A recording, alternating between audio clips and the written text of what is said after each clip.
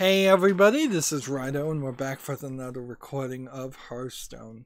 Today is Monday, March 19th. GDC is happening right now, so there wasn't a ton of news. I have very little left. As far as quests, I need to get 5 Paladin victories to overlap these two, and then I can leave this one alone until Wednesday. And so, Tragic Master is online. And I am going to challenge Tragic Master to play me in the hopes that we can work together and I can get victories. He can let me get some victories. I can let him get some victories. I sadly think I only have one Paladin deck. Yep. So that's all I've got. Tragic Master, let me know in the chat what daily quests you are working on. If I can help you with that, that's fine. Otherwise, I'd like to try and just kind of rush through the games so I could play the single player dungeon mode run. I'd like to do a one run with the audience participating and telling me what cards to play and what cards to pick. To have a really focused, slow playing experience. Actually thinking about things instead of being like distracted and talking about the news, because by the time we get to 5 victories, I'm going to be done with the news for today.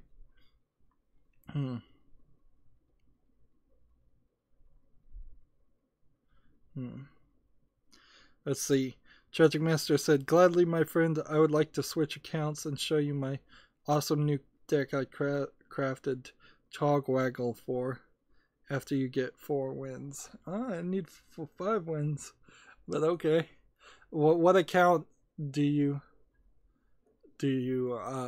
mean? Do you mean like the European account, or do you just have a second account on the Americas account?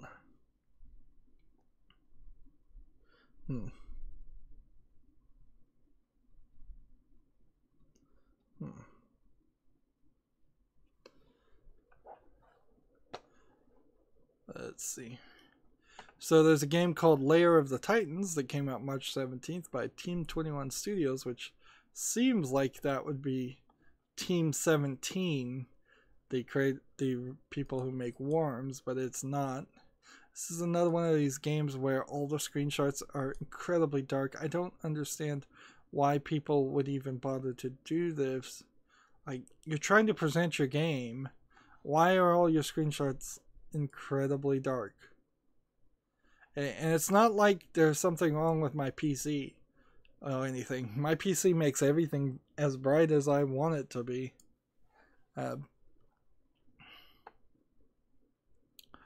Yep, Lair of the Titans looks like it's garbage. It's a VR game in early access. They want $4.80. And let's see if Team 21 as a developer has published anything else. They published another VR game called Fat Foods that has no reviews. And that came out January 22nd. Yeah, 4 user reviews since January 22nd. Nobody's seen these garbage games. So, when all the big time AA, AAA creators of games, say they can't get their game in front of anybody's face on Steam, who's to blame for that at this point? Because it's not the bad creators, as far as it seems. They're not getting any reviews or showing of their games either. Has Steam just hit a critical mass? Like, is there just too much? I think on a certain level that is the case. Like, I still very much am seeing the same roughly 1,000 games advertised to me over and over again, and the discovery queue is just not really working. The discovery queue needs to be at the top. I'm tired of the top bar advertising showing the same games that I've passed on purchasing 100 times now. Needs to move down, and the discovery queue needs to be right there. Here's 5 games you've never heard of, never seen anything. This is some new stuff. Let's see. Tragic Master said, Tragic Master is my Druid account. I split America over 2 accounts so I can craft different decks for different classes. This is account my Priest and Pally. The other is Druid and Warlock, etc. Interesting. I suppose that makes sense if you're playing a lot of Hearthstone. So Tragic Master, are you actually doing all the daily quests twice a day? Because I guess that would make sense, and I guess I haven't done anything really different. I'm playing 3 daily quests every day effectively, because I'm playing a daily quest for the Americas, the European, and the Asian account. He just made 2 accounts. And to be honest, I do have a secondary account too. I just don't do the daily quest on it. I only use it to cheat, to make myself win for the daily quest on my main account.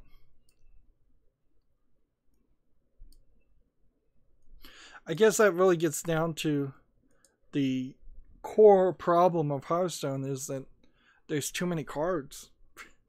That the cards are too expensive and too hard to come by. Yeah. Let's see.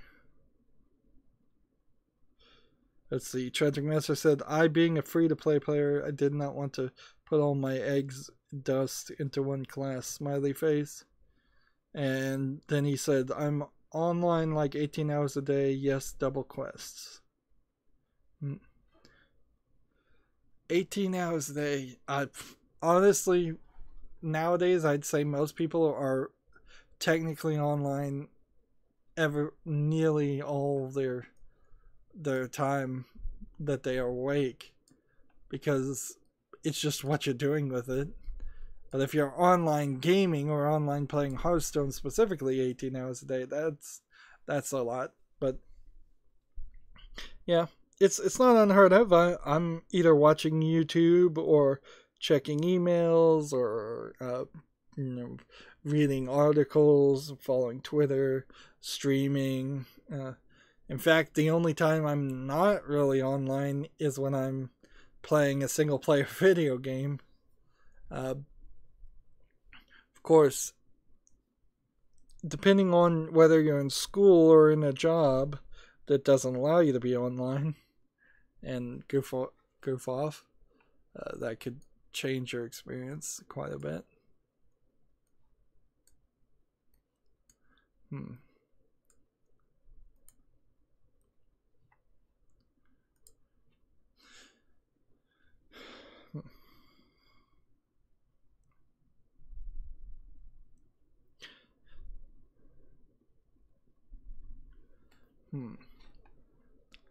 Let's see, let's go through these last 5 tabs. Now there's a trick. If I get Tragic back down to 10 health, he can just at that point concede and the victory will count. Unfortunately, you have to get him down to 10 if somebody concedes before that point, unless they change the rules on me, it doesn't count. So I got him to 12. If he conceded right now, it wouldn't count as a victory. If I get him down to 10 or 9 or less, it would. Let's see.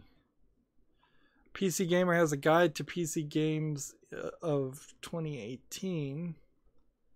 I suppose it being March, like, if you were going to try to make a list of different games in different categories, there's now would be the time to start releasing the first quarter of that.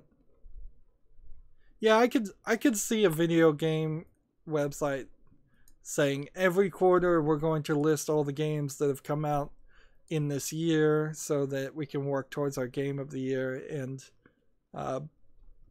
make some progress there. However, a lot of these games that they're mentioning have not come out yet, so they're not really doing anything useful. They're just hyping up games that aren't. I could see if I had employees and more man hours, I could give an intern or somebody the job of saying, hey, look at all the games that we've played up until this point and let's do a quarterly review. However, they listed on the Giant Beastcast, the most recent Giant Beastcast, what they do, the 5 or so people that work in the New York office for Giant Bomb, and what they do on a weekly basis, and a ton of it is extra meetings and wasting time, and surprisingly very little of it actually is it. That's one victory. Thank you, Tragic. Very little of it is playing video games, and I know Giant Bomb people have said this before, so it's not really a surprise to me, but a lot of what they play video game wise is done for free, or one would hope they are salaried employees. It's done off work hours. Frankly though, if you're a salaried employee, it's still not really ethical to expect an employee to work outside of work hours, even if you are paying them a salary.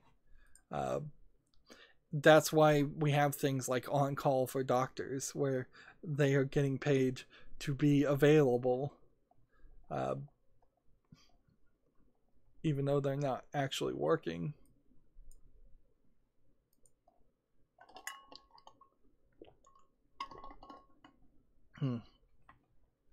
Yakuza Kiwami is coming to the West August 28th for $50 for the PlayStation 4.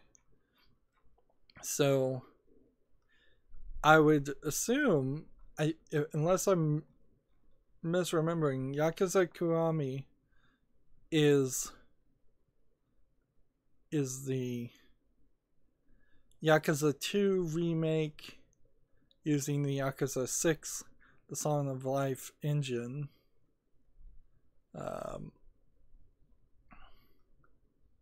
So did they break up Yakuza 2 into 2 games, or is this Yakuza 3, or was Yakuza Kiwami Yakuza 1?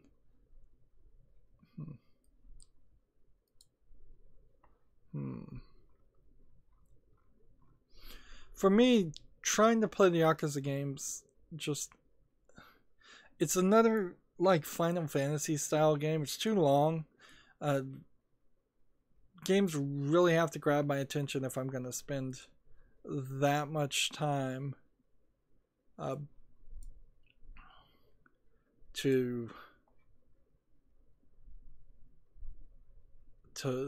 with an open world game where you're doing a bunch of crazy things.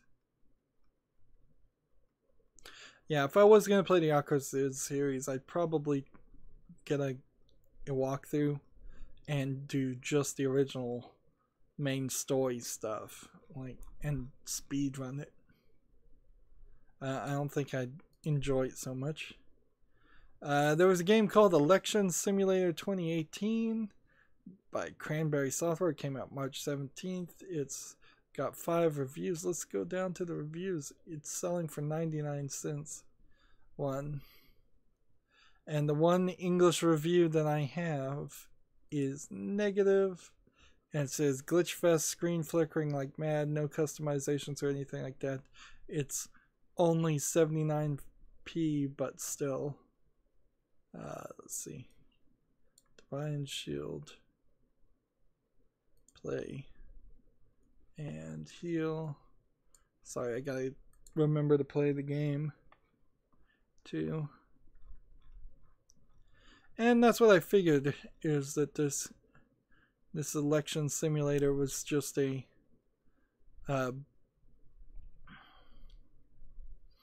it's just a ridiculous asset flip attempt at making money. You seem to just be walking around a empty gym that's been converted to look like a voting place, which, to be fair, that might be how a lot of voting locations are done, but I haven't heard of a lot of them being in gyms. They're typically in other government locations, less used government locations. The two languages for the interface are English and Russian. It has 8 Steam achievements. And let's see, Cranberry Software, what other games have they made? Like, nothing. Have they published anything else? Nope. I imagine if you have only released one game on Steam, you're not heavily likely to publish other games. You just always have more games developed than published. PC Gamer has an article, Vermintide 2 targets late April Steam Workshop support, develops working to remove the extreme difficulty spikes. So you might be better suited to not play Vermintide 2 until later, but you can't really make that argument for a game that is built around being played with people. So you still kind of have to play the game before it's fully polished. And that's no way to release a multiplayer game. Multiplayer games in particular need to be... wow. I just loaded a page and it says Steam appears to be experiencing some downtime. Check out steamstat.us. And then, sorry, the Steam store is experiencing some heavy load right now. Please try again later. 503 service error. Yeah, interesting. Well, that page didn't matter anyways. That was just a reminder for me to go play the Abduction and see what's new. I'm already on the Humble Bundle store. There's, let's see, a new music bundle, but I don't think there's any game bundle. So there's Magic Sound of Music. So for $1 or more, you can get MP3 Deluxe 19, Music Maker EDM Edition, Sound Pool Deeper Shades of the House. If you pay more than $18.07, you get Video Sound Cleaning Lab by Magic, Acid Music Studio 10, SoundForge Audio Studio 10. And if you pay $20 or more, you get Acid Pro. And they say the MSRP for Acid Pro is $150. Well, I've heard of, like, SoundForge, certainly. I've heard of Acid. And if you pay $30 more, you get Simplitude Pro X2 Silver and SoundForge Pro 11. Now, oddly, for a YouTube streamer, doing any kind of audio, like any kind of audio sweetening improvement or editing in any sort, it's just doesn't work. It's not something that you can do on live video until you're at the point where you're making pre-recorded polished footage that just doesn't. Let's see, we'll greet Travis back.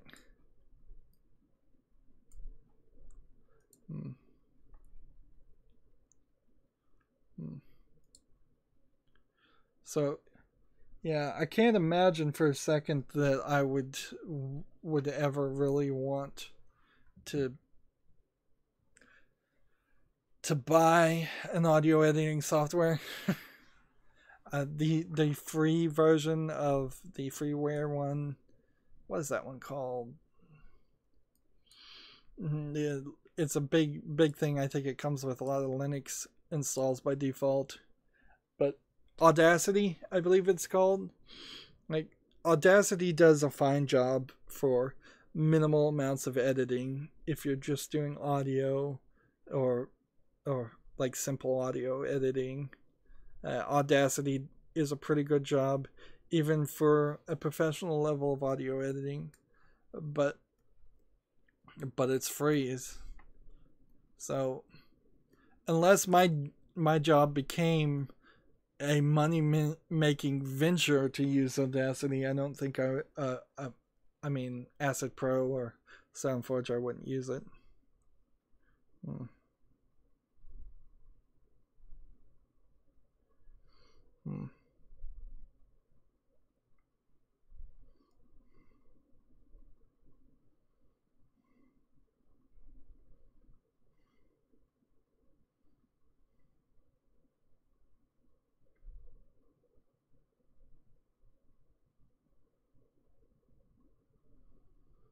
Second, gotta report somebody.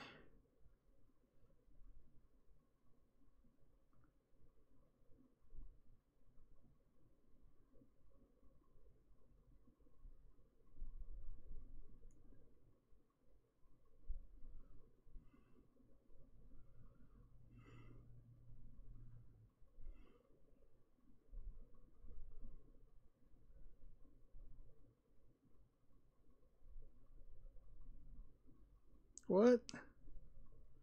No, don't report Tragic Master. Report this other guy. These stupid report buttons are all right next to each other.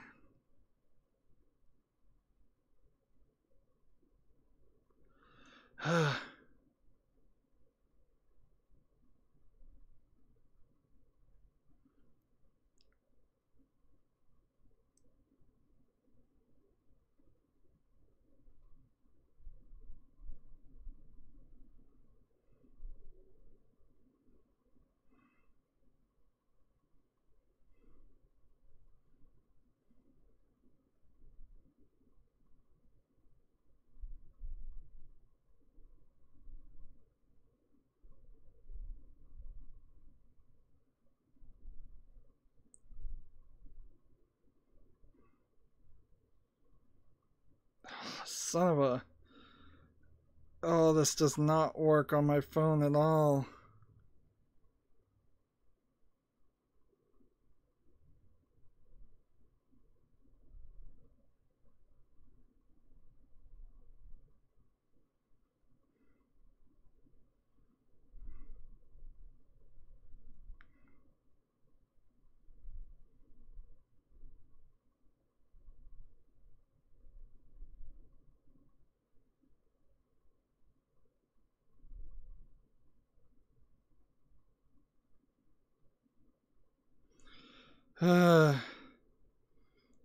Man, that was frustrating.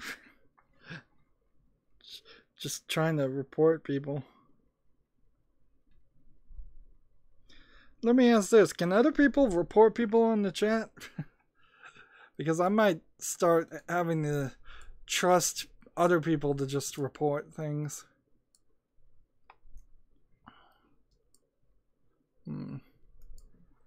Like, I don't think for harassment, though, you can actually report somebody else.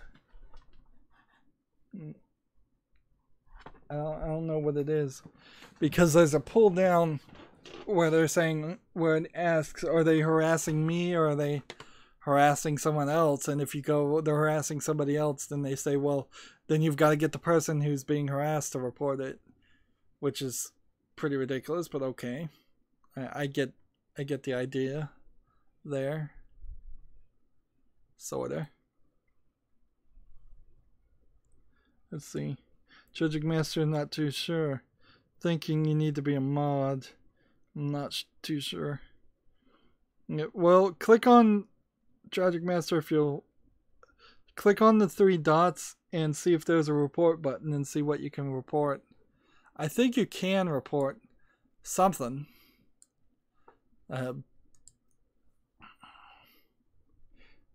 When you click on a message and on the right there should be 3 dots that appear, and that's the problem. On my phone the 3 dots appear, but it kept clicking on your message, and I'm like, no, I don't want to report Tragic Master. I want to report the message below that one.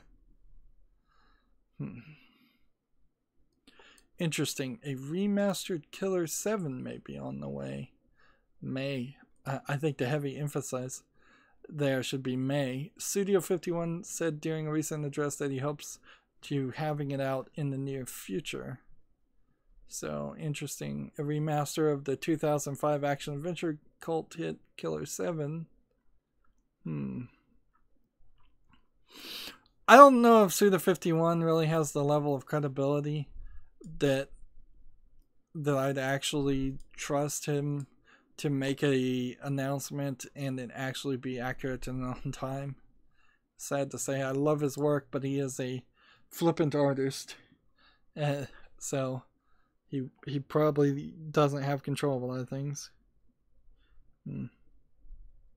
Yeah, Tragic Master says Yeppers, the options pop up. See, so yeah, I think other people can report everything except for harassment. And if you're going to report something for harassment, you have to say it's harassing you, even if it isn't. And I certainly see both sides of the idea there. Is just that, but some of these people need to be reported and not just muted, because if they're trolling and coming to channels and being rude and violating rules that are clearly here. I mean, how much do I have to put blinking lights around the rules for people to see them? Like, I can only do so much.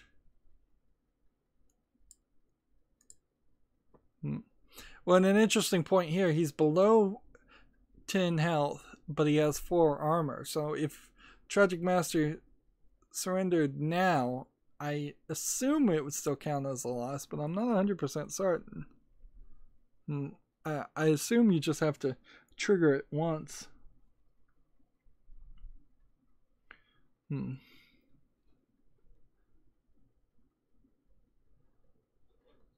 Let's see.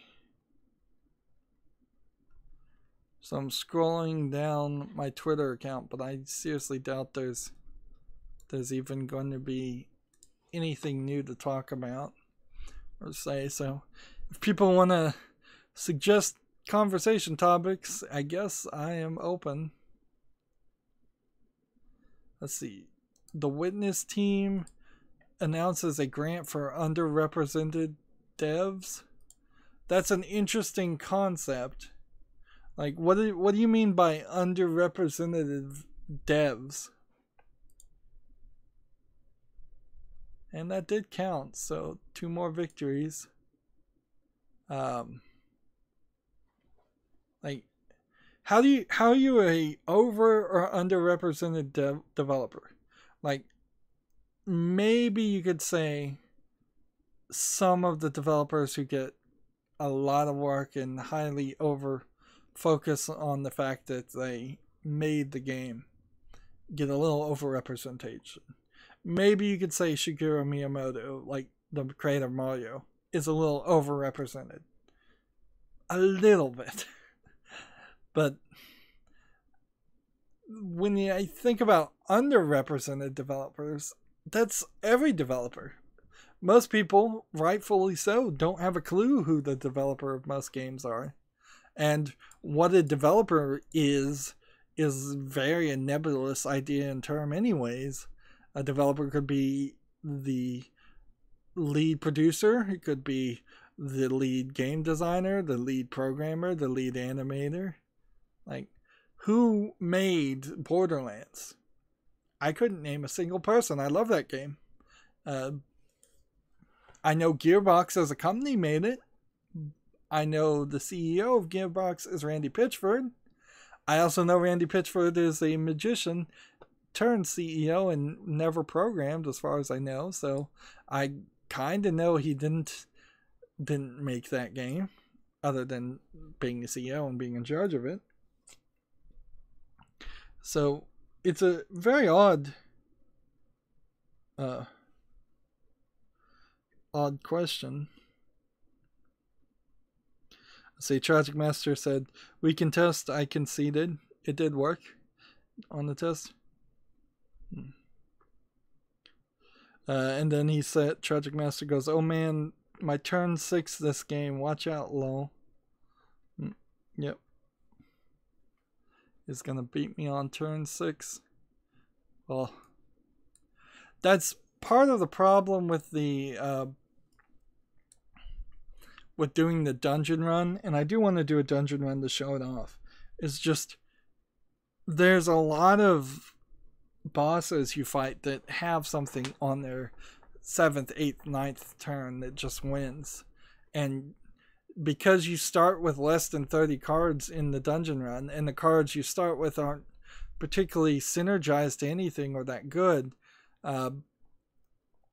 you just don't have any tempo, for as little as I understand the concept of tempo, and every time I continuously fail doing the dungeon run, I'm feeling like, yeah, I 4 years plus into playing Hearthstone, still don't understand how to play Hearthstone at all. But I'll show it when they're there. So this story is the team behind The Witness has put out a call for submissions encouraging independent game developers from traditionally underrepresented groups to work on grid-based puzzle games. This is a great opportunity for indie developers from underrepresented groups to apply for a grant where 3 to 6 individuals will be awarded $3,000 to $20,000 to use to complete their game. The grant is intended for developers interested in creating puzzle games that take place on a discrete grid where the interesting gameplay comes from the unique rules governing behavior of the objects. So the thing about The Witness is the puzzles were sort of on a discrete grid, or at least half of them were, but like, I don't understand why they would specifically want to make more puzzles for The Witness unless they've got some crazy idea in their head that they want to make a Witness 2, which that is insane. Although The Witness was sold for a very high price and probably did make them a decent amount of money. So yeah, maybe that's exactly what they think they're going to do, is they're going to pay out some grants and get other programmers to think of an idea so that they could make a Witness 2. Because I could totally understand that they're out of tricks and twists you can put into puzzles like that. Let's see. It's very odd to have such a limited grant, however. So next turn will be 6th turn. We'll see what he does.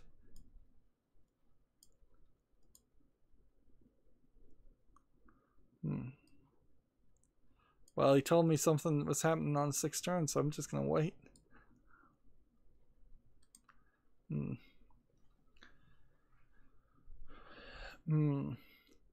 Some examples are provided on the website, including Steven's Sausage Roll and Aunt Flora's Mansion. I haven't heard of Aunt Flora's Mansion, so I'll see what that is on the website.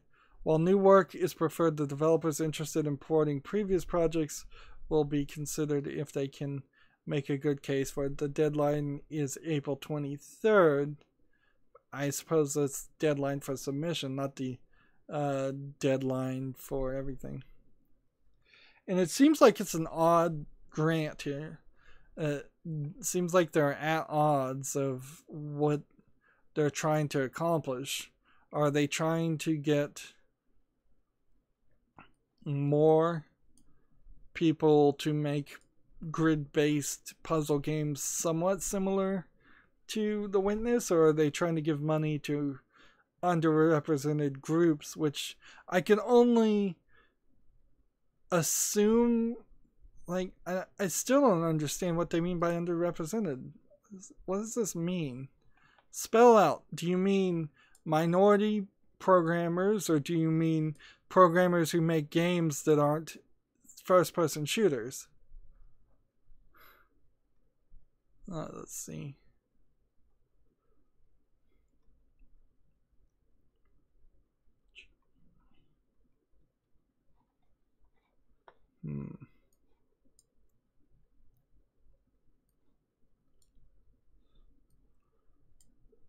Well, that was a nice turn 7 move.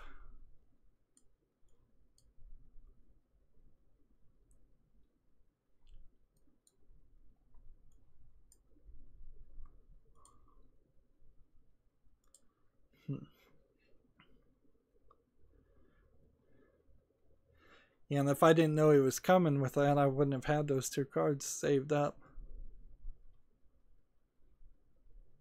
Man, he is playing everything.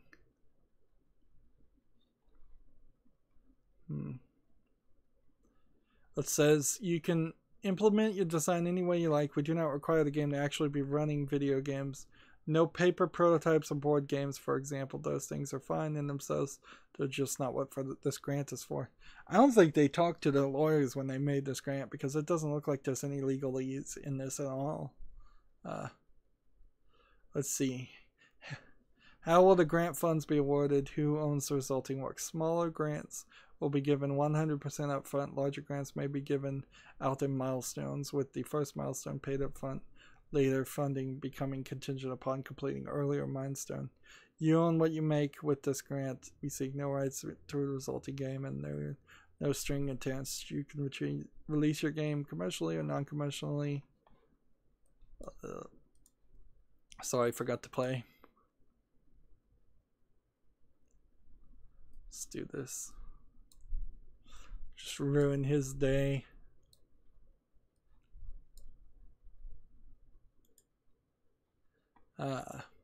Who is eligible? These grants are intended to support creators who are underrepresented in today's game industry, or who do not receive much support from the existing structure.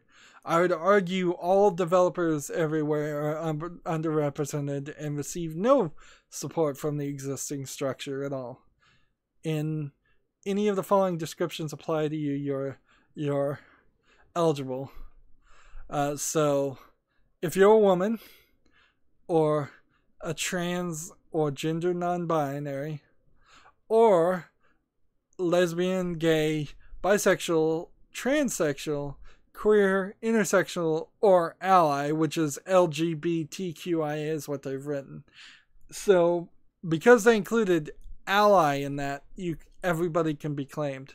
Like there's no definition whatsoever for ally, and it's pretty impossible to question anybody on questioning either. You could say that people of color, so anybody of any color, excluding white, I assume, not from North America, Europe, or another Western nation. If English is not your first language, if there's disabled, or people with mental health issues. So this really is so exclusionary to one specific type of person. The fabled white straight guy. And still you could claim to be an ally and still get in on this, but I mean, if you're a white straight guy, you don't get this grant. If you're anything else, you do. This did not go through any lawyers. This is not legal at all. This is insulting too, frankly. Like, this is so insulting. If you wanted to give away grants, give away grants. And if you want to exclude white straight guys, then don't be so blatantly obvious of it. It's such an SJW thing to do.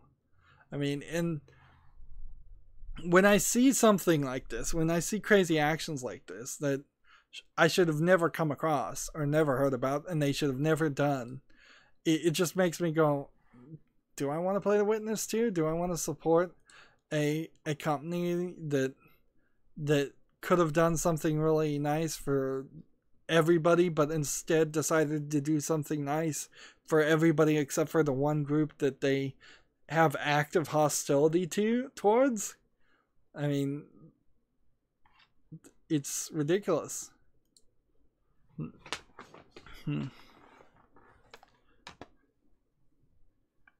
I don't believe in segregation. And all this is segregation. Alright, back to my Twitter. I don't want to get into a rant there, although we've got time for it. I've got time for a rant. I just don't want to get into it. It's ridiculous. Apparently a new series is going to air on Valve News Network. I wonder what he's going to talk about. Besides Valve things, he kind of needs to find something else to talk about. Because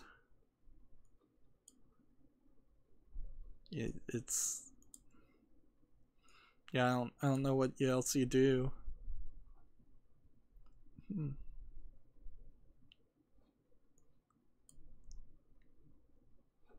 There you go.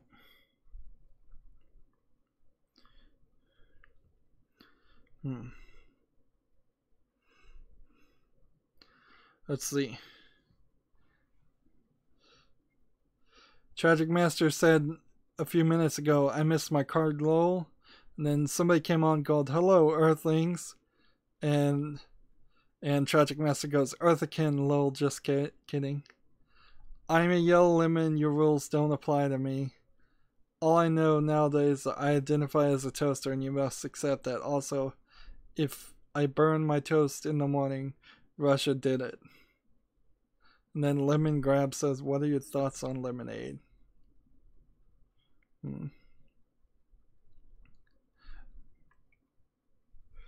So what's the gag here? Is it that he drinks his own blood? The lemon does? Or are we drinking the blood of his people when we drink lemonade? And cruelly squeezing him to death.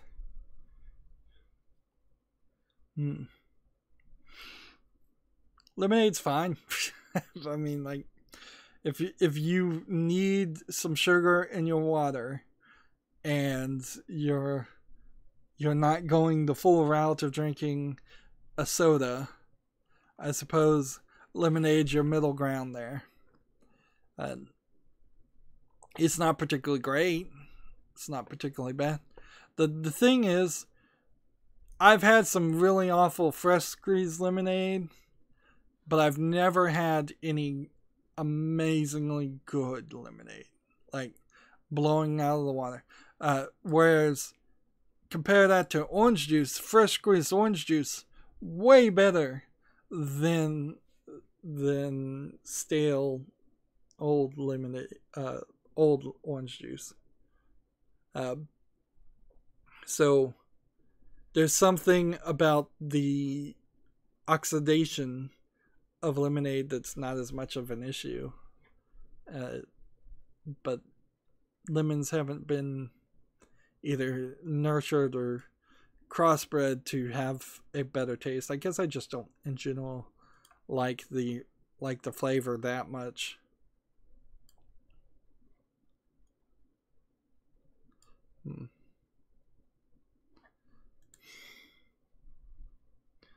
Let's see.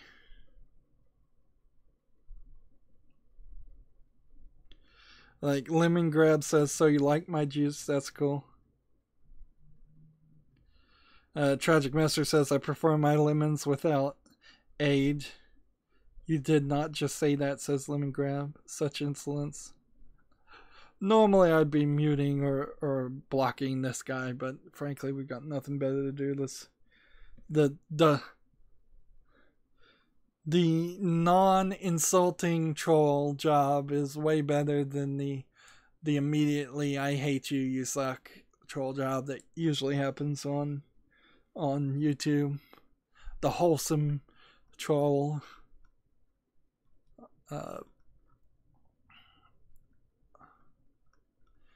But I may block him eventually. Maybe in the next stream.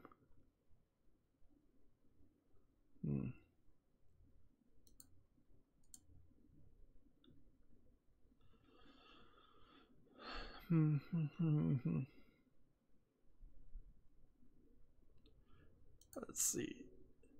I guess I started a little early. Wow, 3 Kelthys odds. You'll never get past that. And my Paladin deck is just terrible. Like, really, really terrible.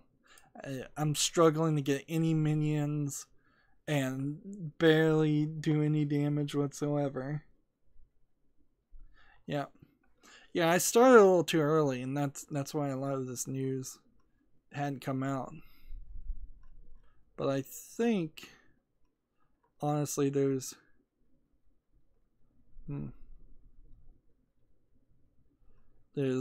like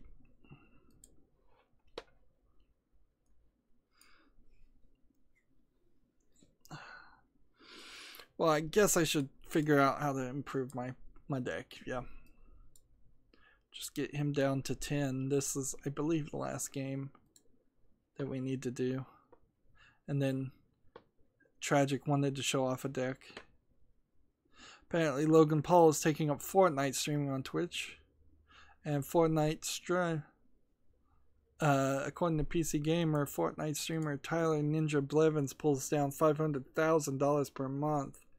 I sort of doubt that. It seems like anytime anybody reports any of these things, it's total BS. Team YouTube still liking anytime anybody says anything good about YouTube TV or YouTube at all. I'm not sure if these are real endorsements or just somebody's trolling, spamming. Like, if I wanted to be really nefarious, I would go and say something really positive about YouTube or YouTube TV and see if they like me and see if that gets me any views or new Twitter followers. But I'm still very much at the point where I don't think any of my actions on Twitter relates to any more views on YouTube. So I'm mostly just using Twitter as a input source for new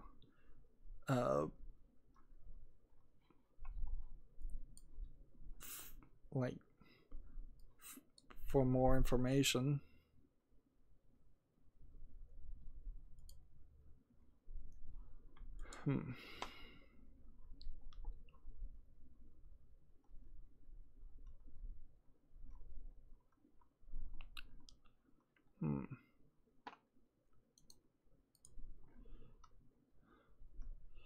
Yeah, all this stuff is starting to trickle through as far as news. Good to have some news show up. Like, You Must Build a Boat came out on my channel 2 hours ago. Alright, so Tragic wanted to switch accounts. Meanwhile, while he's doing that, I'll look over here and see Druid and Hunter. And Tragic just wants to show off his deck, I believe. He doesn't really want me to let him win. I'll let him win if he wants me to win, but otherwise I'm going to try and actually beat him. And I'm going to lose, certainly. But I'll try. And give him a little challenge. And see, yeah. I started streaming 3 hours ago, and a significant amount of news came out 2 hours ago. Let's see.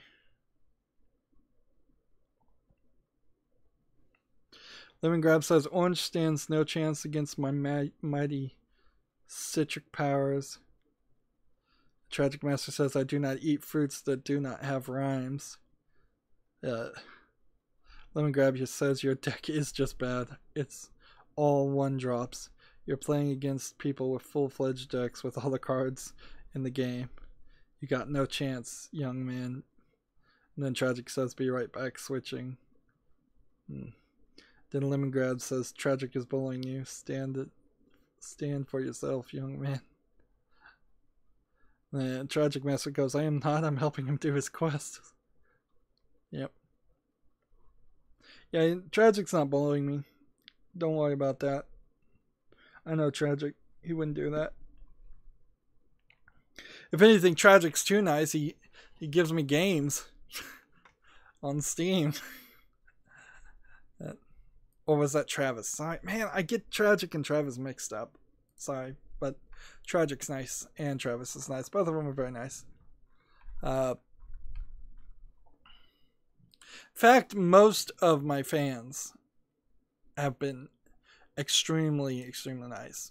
I mean, much higher than what I would be if I was a fan of somebody else's. Like, I don't go into chats of other people's streams and say anything at all. Apparently, Ty the Tasmanian Tiger 3 by Chrome Studios is now out on March 18th. I believe Ty the Tasmanian Tiger was a third-rate, like, Crash Bandicoot type mascot character of the old days.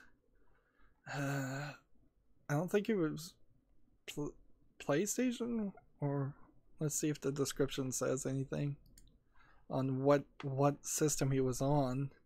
Was it Game Gear or something?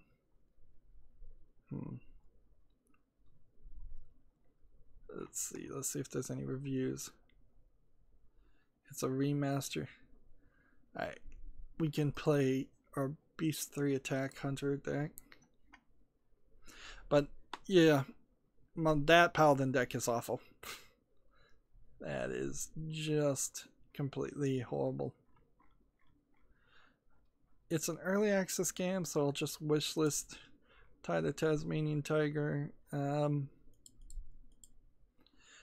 It has some historical reasoning. Oh look, and 1 and 2 are already also on Steam. So, and 4 is also on Steam. 4 came out in 2015. So there's like a whole series of these. And Chrome Studio also made some of like Blade Kitten. Interesting. It's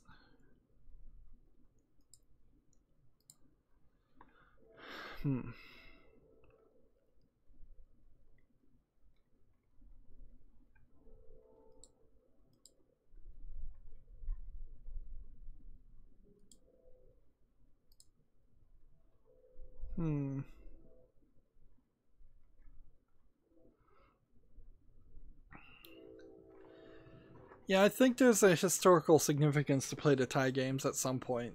Not high on my list of priorities though. Like, I gotta play. Gotta remember to play the game. Play the game.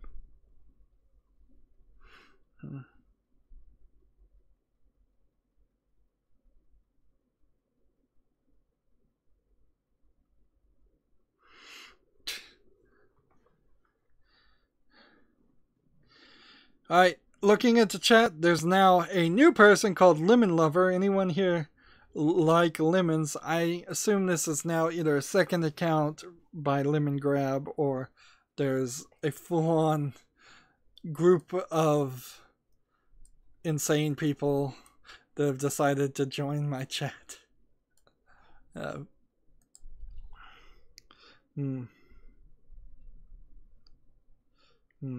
Tragic Master says that's Travis, lol.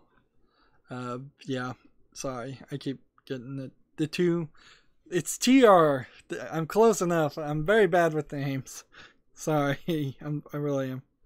Lemon God says, and kiss my ring, and you know the ritual. What are you playing, you bully? Malgus Druid? No, Mali OTK. Tragic Master says OTK without Mali. No wild growth, never lucky. And see, they're talking over my head when you start talking those meta decks. That's...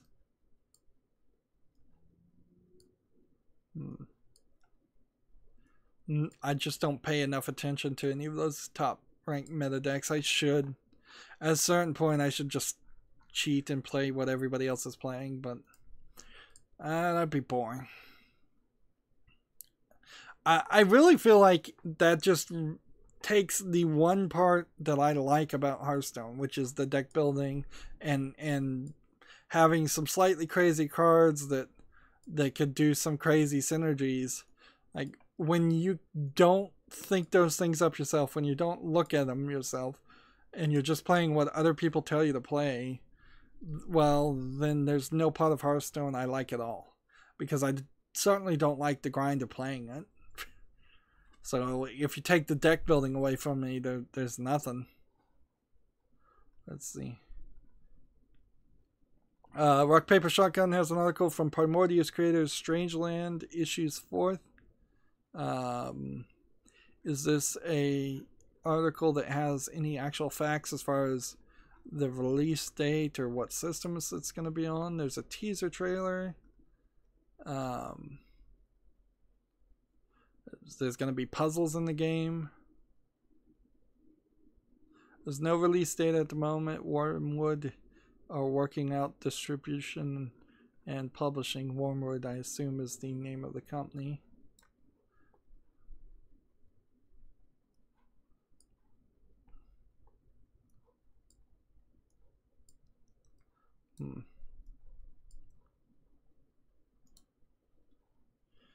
Yeah, Strangeland looks like one of these H.R. Giger-esque point-and-click adventure games, which I'm always up for another grotesque dark imagery point-and-click adventure game. Yeah,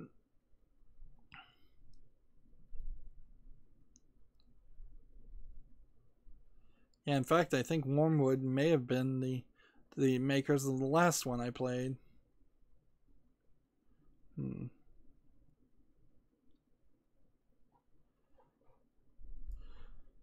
Play this.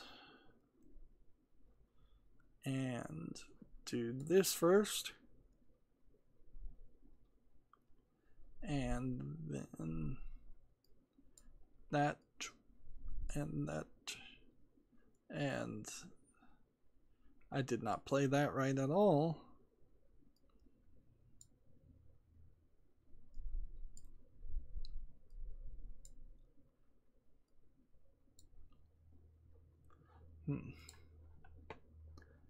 Yep, so Strangeland will be interesting when there's actually anything interesting to say about it.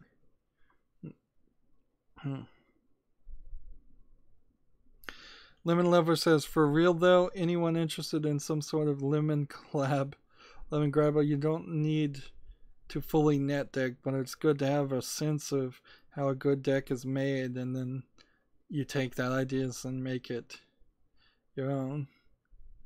I would hope I have the skill 4 years in to do that when I actually bother to do that. And when the new expansion comes out, that certainly will be a major part of deck building. Although when the new expansion comes out, to be fair, you have all these new cards that you want to try, and you don't really want to play the old meta net deck things. Lemon Lover says, okay, I can tell this chat is severely lacking in the lemon department. Goodbye. Lemon God says, Lemon Lover, you have been very disrespectful to your master, and that is unacceptable. Tragic Master says, lemons are people too. Lemon Lover, no. Lemon Grab, please. I love lemons. 1 million years dungeon.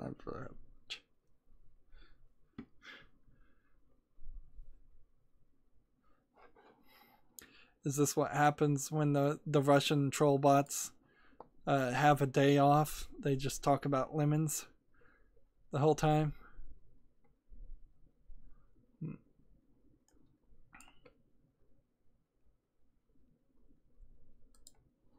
Let's see. Amazon debuts a service called Game On, which is a cross-platform competitive game platform. So the new platform is aimed at helping devs implement cross-platform mobile, console, and PC competitive multiplayer in their games. So it's back-end stuff. Honestly, I am not ready for a future where every single Fortnite ripoff and clone decides it's going to be available on every single platform, even though it does not work well on those platforms.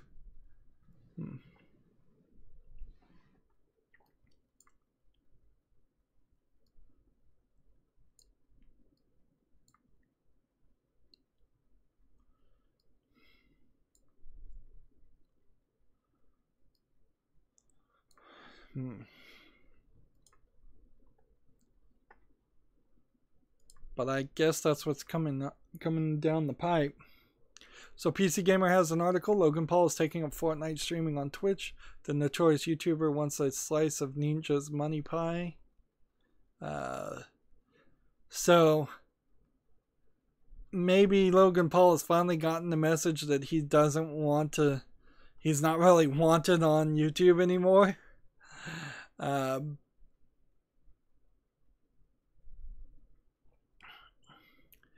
And apparently, Logan Paul didn't even have a PC to play Fortnite, and that's saying a lot when you consider Fortnite's not a.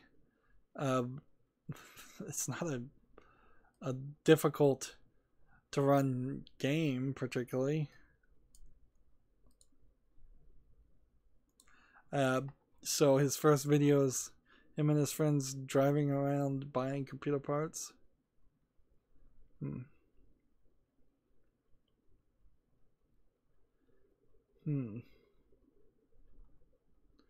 So this very well may be the beginning of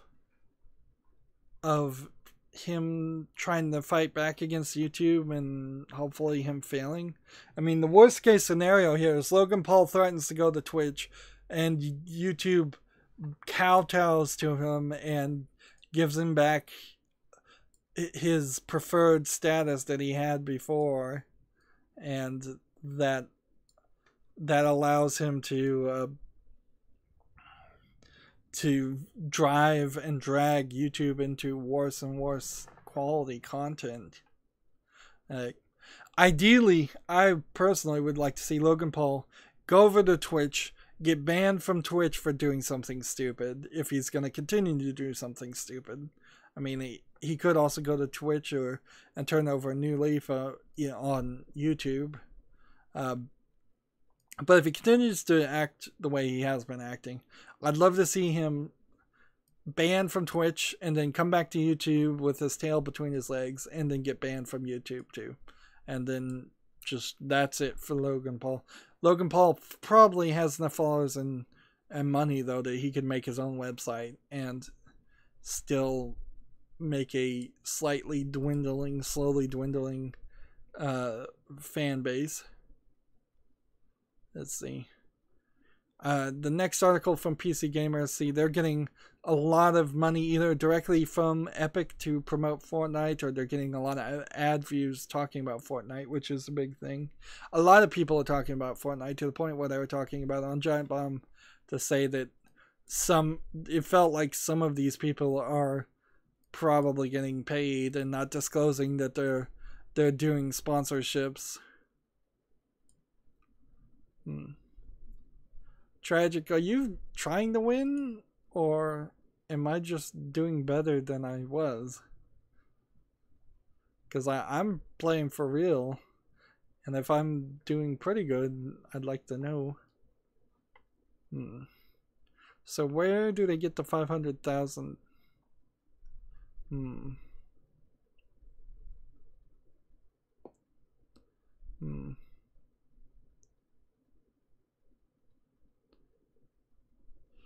Oh, he was on CNBC and he directly said he makes $500,000 a month playing video games. Wow. Honestly, if I made $500,000 in 1 month, I would be so happy. I'd be like, okay, that's probably set me for a significant portion of my life. Put that into a retirement account, pay off my mortgage, maybe buy a relatively cheap car.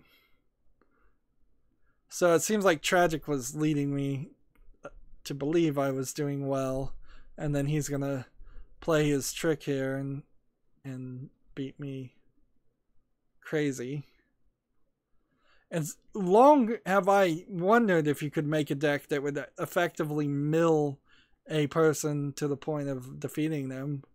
And I guess finally Tragic has shown me a way.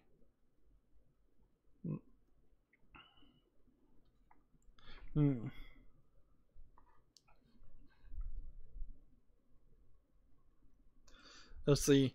Lemon Lover says, I'm not a Russian lemon, excuse me. And then Tragic Master said, I have Wombo combo.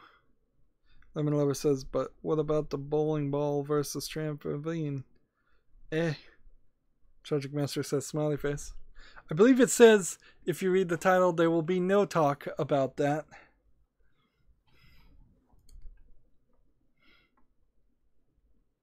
Yeah, and that certainly is the reason why new people are finding my videos is the clickbait titles. It really is. It's so stupid that YouTube works this way. I don't want to be doing clickbait. Nobody wants to see clickbait, but it's the only thing that works. I ran my channel for 4 years doing what YouTube says is the right thing and making decent quality content, and their algorithm would not promote me. They would not promote me at all. As soon as I started doing the things YouTube says you're not supposed to do, the clickbait and deceptive practices, the algorithm loves that. Algorithm wants to promote me. What can I say? If you make clickbait illegal, only criminals will have clickbait.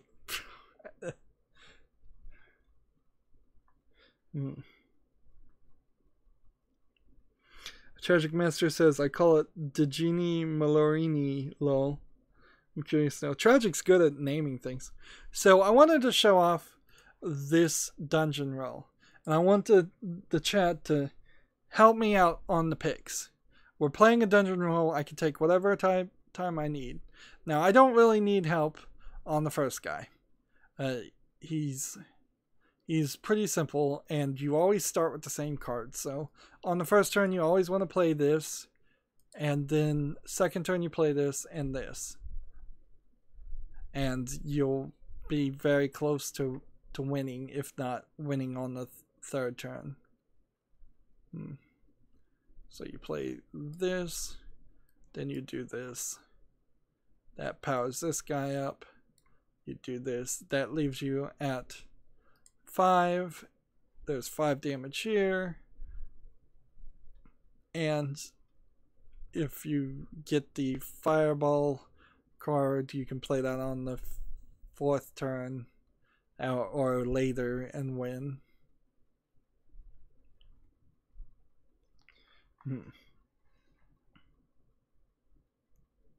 What about the lemon algorithm? What algorithm will provide me with the most abundant amount of lemons? Interesting. I think you'd have to look into crop rotation there. Like, there probably is a certain number of years that you could grow lemons in a certain plot of land in a certain climate, but you would have to rotate the crops out because you can't grow lemons every year on the same plot of land. Well, actually, no, that you would have lemon trees, I guess, growing lemons every season. But you can't put too many lemon trees too close to each other. Moving on, Rock Paper Shotgun says a Lego Incredibles is on the way. Not so much of a stretch. I'm not surprised. The thing that's going to turn weird, there's another way to win, is once they're out of Pixar and Disney games to make Lego games based on, because they're close to running out. Like, they've covered everything pretty much. So I've defeated 202 bosses and still not been able to do this. So what do we take? Minions +1/+1, enemy minions cost 1 more, or death rattles trigger twice. I can tell you specifically, there are no death rattle cards in the mage deck, and you're highly unlikely to get death rattle cards in any significant amount. This seems like this would be helpful to stall strategies for 1 turn, but often I find it's not that helpful, because if they can't beat you in 1 turn, you won't be able to win, and you'll just lose in the next turn. So I think Captured Flag is the right choice. I'll give it about a minute for people to say in the chat. Let's see. Tragic Mister, that is a dark web question about the algorithm for lemons. Tell me I can't grow them everywhere every year. Lemon lovers say watch me. Lego Lemons 2K19 leaked. If you have a lemon deck, I'm subbing immediately. There are like no lemons in this game at all. Nothing with lemon in the name or that. So I could name a deck lemon, but that's it. Tragic Master is actually answering the question. I like passive +1. I do too. I think that's the right move. So here's where it gets more difficult. You're given 3 groups: Heroic Power, Frost, and Giant Army. Giant Army gives you this ice block secret, which you can get pretty far if you have a ton of these and at the very last 2 boss battles, because it just is impossible to die, and these can go down to 0. So this Giant Army is something for the future to think about. Or you could get Frost to deal 2 damage randomly and freeze it. Deal 2 damage to a random enemy minion and freeze it, and destroy a frozen minion. There are some Frost category cards, but I would say this isn't the right one. And then you have Heroic Power, which is built around your hero power. After you cast a spell, refresh your hero power, which might be helpful, but maybe not. Inspire, which is activated by using your hero power, gain spell damage +1, and Inspire, add a random spell to your hand. So while this first card's not very useful, these others kind of are, and I find you often run out of people. So I think Heroic Power is better than taking Giant Army. There's a couple of things, though. There's a loot that would increase your hero power's ability. There's a card that would make you be able to use your hero power multiple times without needing to play this to refresh it, pay a spell. Or there is a loot that reduces the cost of everything above 5 mana to 5 mana, which would make this playable earlier. But I think I want to go Heroic Power. I'll leave it for a minute and look at the chat. Let's see. Lemon Lover says, do it. Please do it. Tragic Master says, Giants, look for minions 5 or more. Your arcanes will cost 0. Reward minions cost 5 or more or less. Then pick all the giants for giants. And then Tragic Master also said, permanent Naga Sea Witch effect is OP.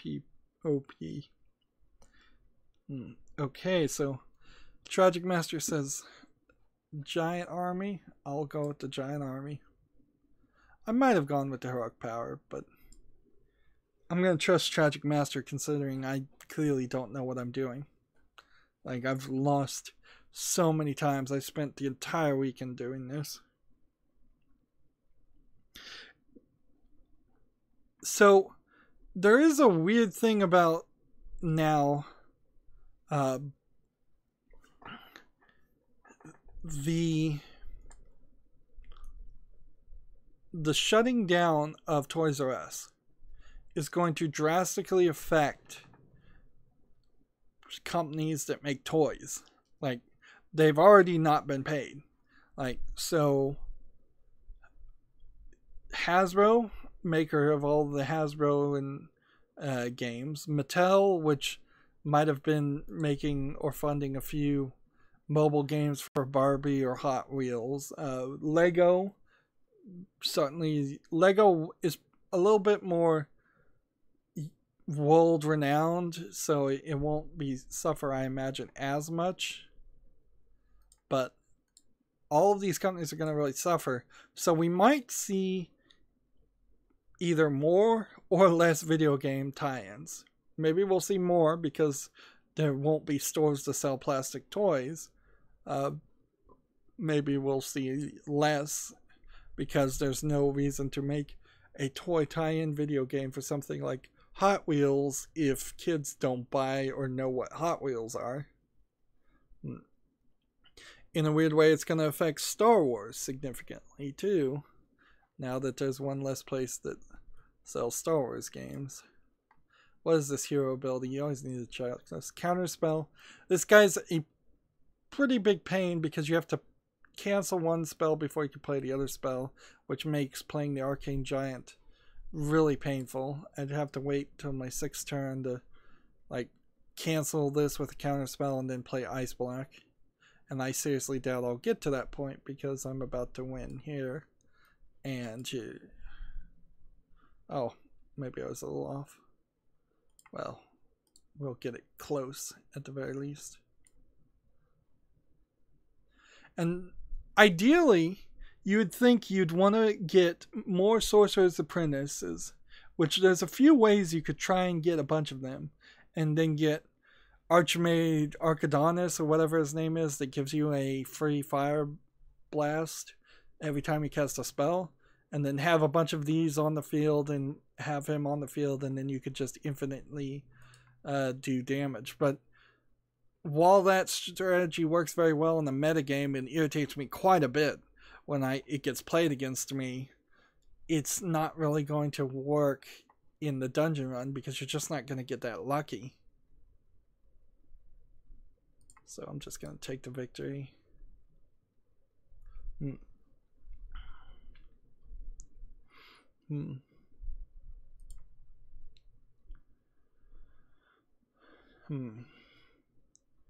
So no loot this time. Do I want duplicate? Choose a friendly minion, summon a copy of it, and another Arcane Giant?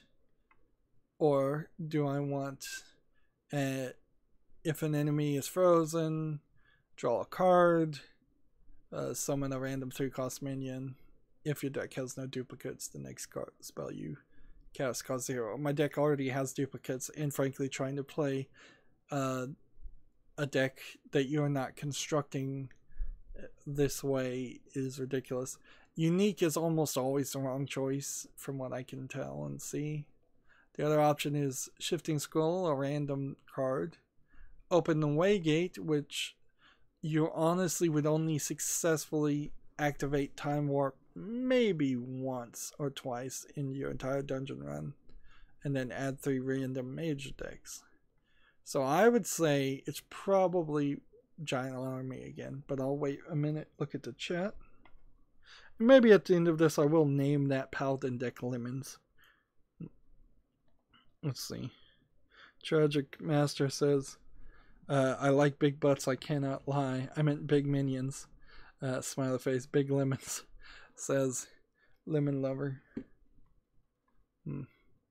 So, yeah, I think we're going with Giant Army again. and take on the next guy. Now, there's two versions of this guy, and it's better, I think, to run into him on the third challenge than it is to run into him later, because his secondary version is he does 1 damage to a minion and gives them +5 attack, and he'll do that to his own minions and get very powerful very quickly. This limited version is better because he's just going to do 1 damage to give +2 attack, and his health will be lower, so we can work around that a little bit more. It's heavily possible, though, even though we have 3 arcane giants.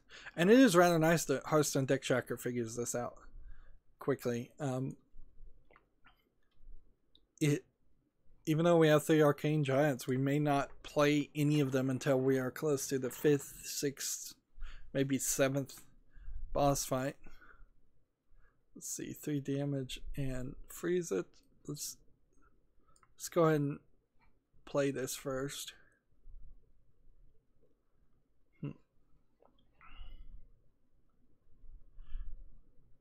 So 1 damage +2 attack. So I'm just gonna kill this guy. He'll do 1 damage and then attack in the turn.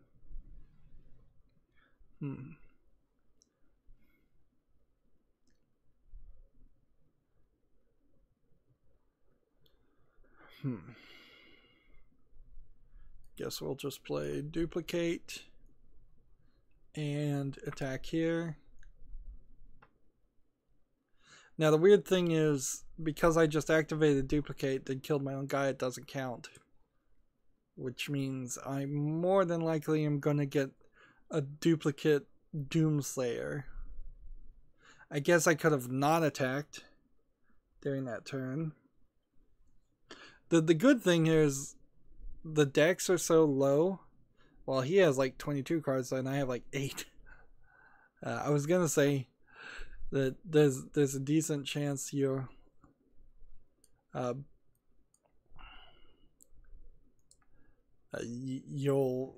make your opponent run out of cards, but I guess it's too late even for that. The amount of cards they have seems to be a little random.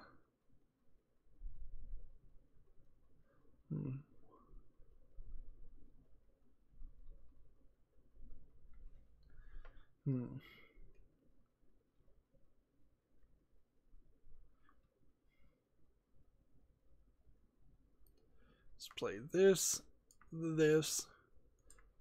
and then end the turn again.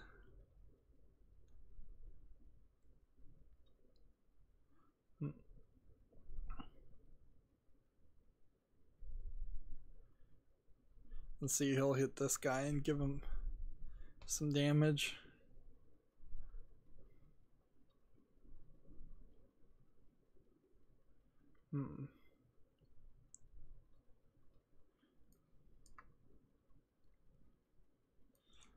Finally get to play this, but that's the only Fire Blast I have, so I've got to figure out a way to do 8 more damage.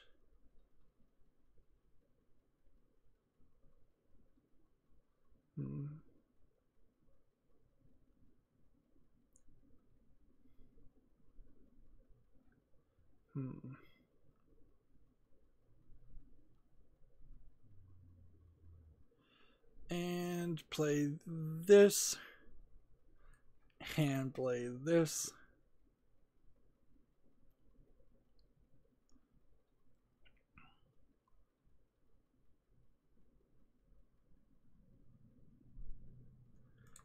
Just go ahead and end the turn.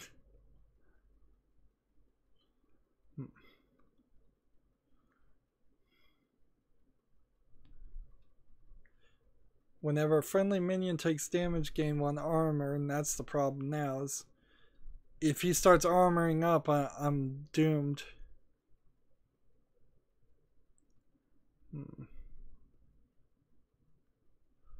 Let's see. This,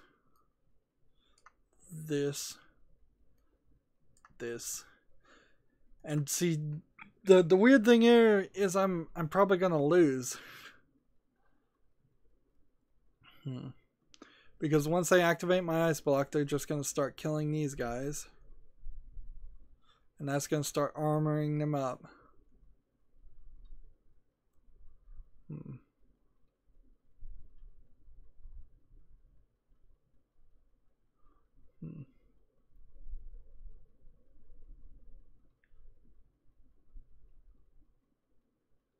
So what did I do wrong here? What did I do wrong that I'm about to lose? Was it what card pick of this deck happened? And inherently, I don't think I really did anything wrong. I don't think anybody did anything wrong. I think it's just this mage deck in particular is programmed very unbalanced, and because of that, it's just like designed in such a way to destroy you.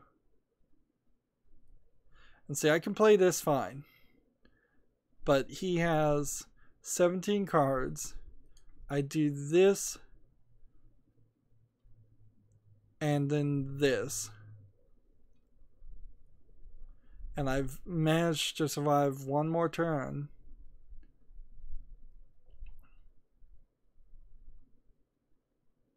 If I succeed at the brawl, 50-50 shot.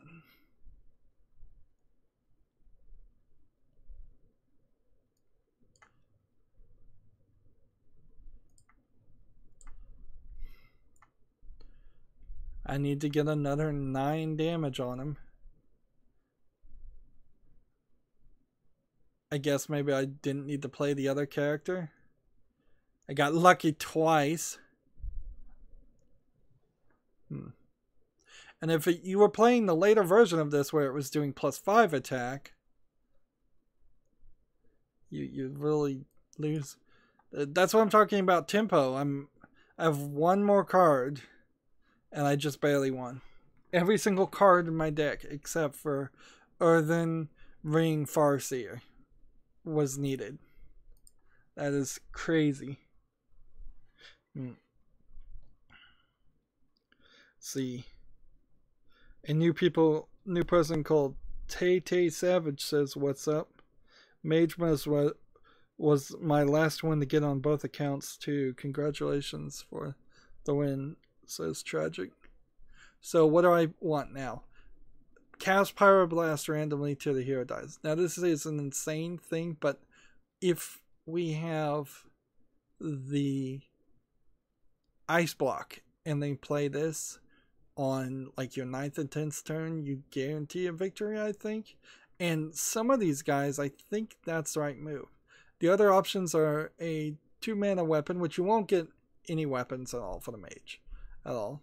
You can play this on your 2nd turn and gain empty mana crystals, but playing a weapon doesn't include playing a spell, which works kind of against Arcane Giant and your 1-mana minion Mana Worm.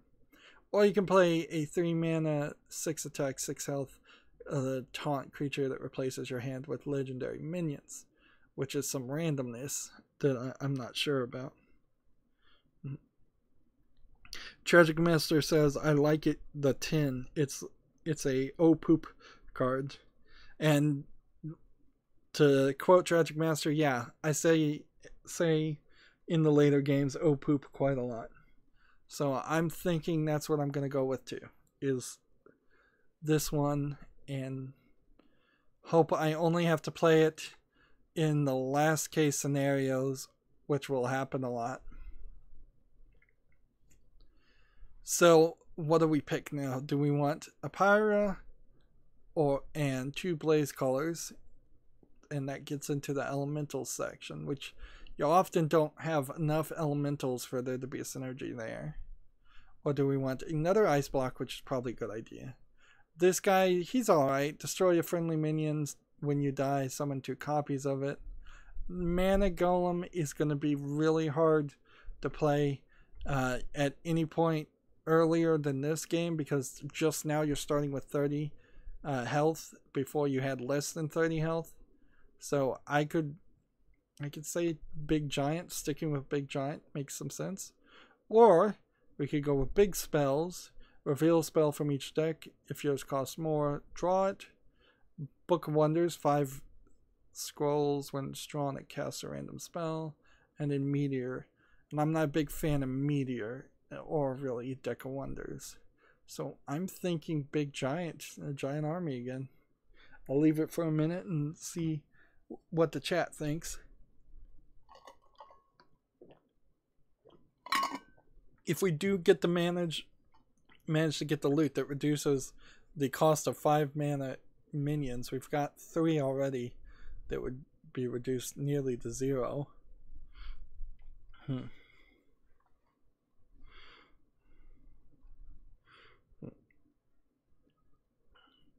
Let's see. Tragic Master says Pyros' value. Pyros' value. Deck of Wonders equals watch this card, kill yourself. So you're saying go with elementals.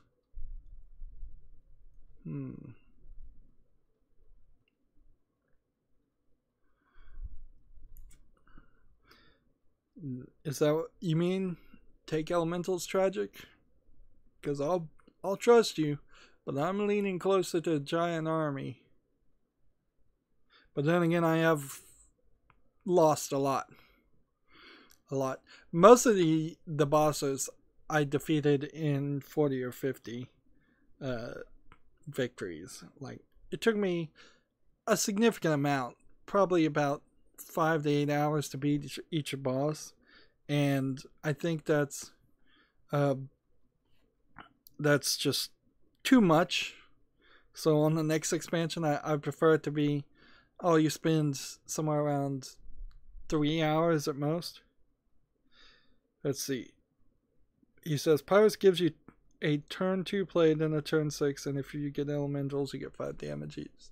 Alright, I'm going to trust Tragic here and play Pyrus. So this is one of the ones I sort of hate. Don't really hate it too much, but it is kind of a dumb thing.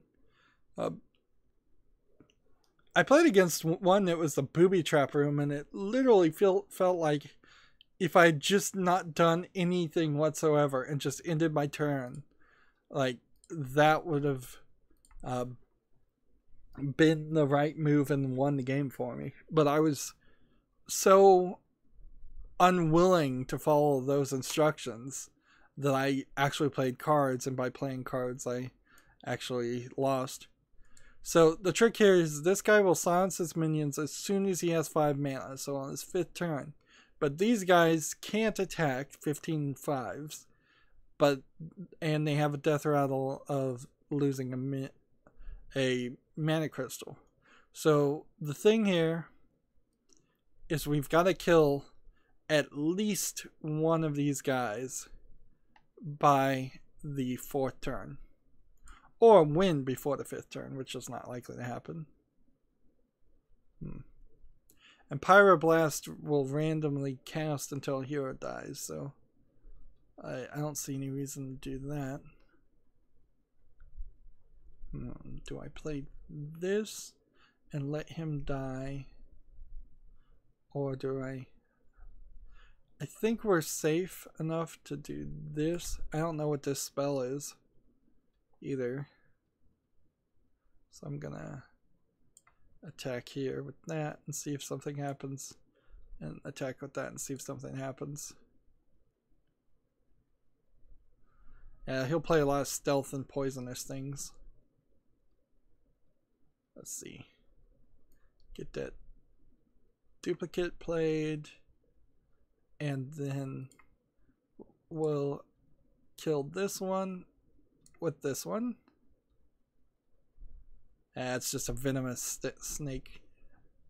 Just more poisonous characters. And that buys me another turn to attack on the face. Now, I probably played poorly there. That probably was a mistake. I should have instead attacked this one and this one, and that would have brought him back down to 0. And yeah, oh well. Because he's probably going to play these 2 poisonous and kill these 2. Yep.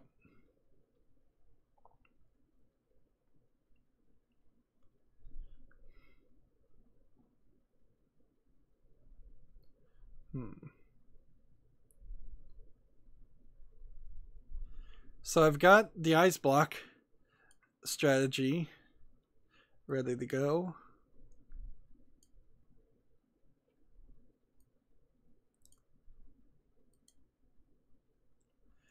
I hope that's the right move. I think it is.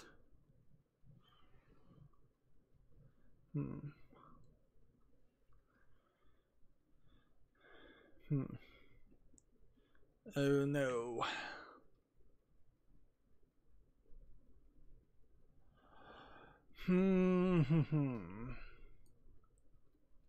So I've got to play this, and then I've got to do this, this, and then this.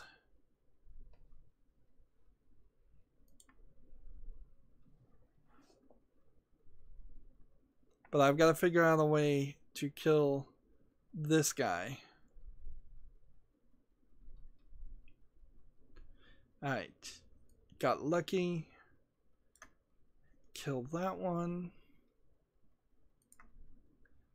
Attack this one, which is that. If I can get rid of this guy, I probably can make it till the 10th turn, play this before the ice block gets activated once, and then play this and make sure this actually works the way I think it works.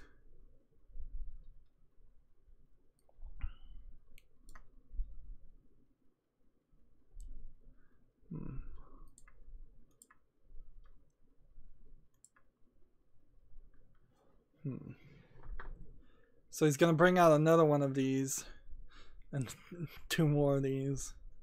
Great.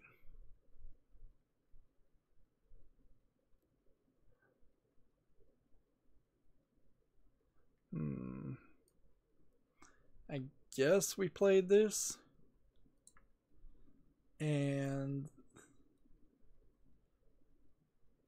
like, I don't even know if I did the right thing. There's 30 damage here that's going to activate it. I think I've lost. Because he's going to silence his minions, he's going to attack, and he's going to do 30 damage. I either run Pyroblast here now, as it is. Yeah. I'm going to have to just flip the coin. And I'm not going to be able to rely on ice block.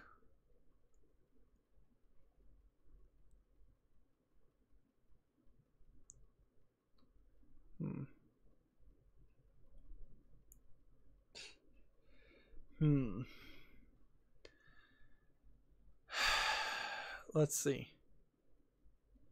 If I attack, this will probably activate a secret that I don't want to attack. But then it would bring him back down. So,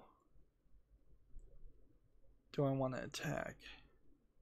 That's really the only thing, is I gotta attack, decide if I want to attack, and then play this. I'm gonna attack. That didn't trigger. Yeah, it did trigger something. Alright.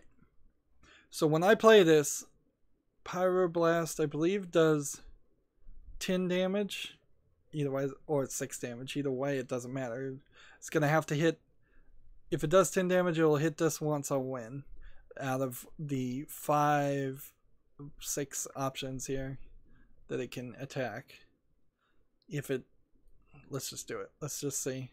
Flipping the coin. Alright, now 1 in 4 chance. Alright, come on, just hit this guy.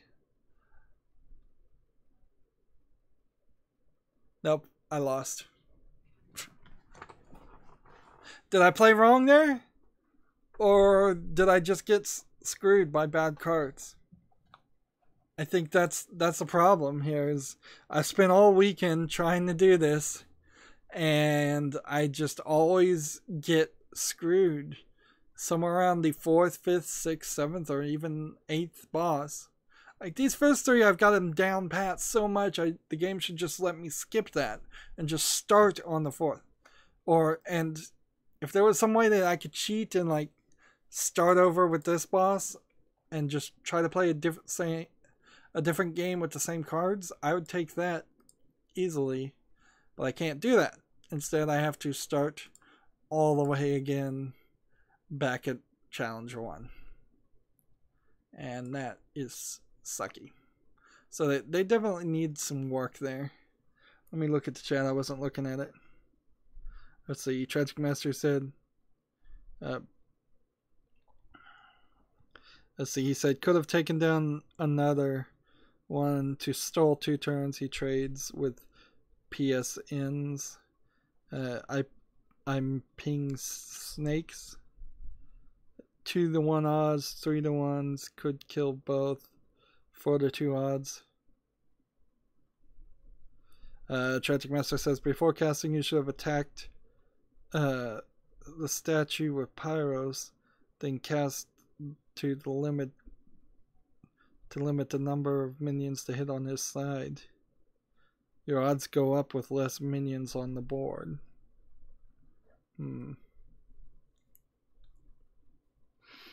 I don't see how the odds would have changed too much. Alright, so this terrible paladin, people wanted me to call Lemons, so I will call it Lemons for some stupid reason. Yeah. And I really don't even know what you get when you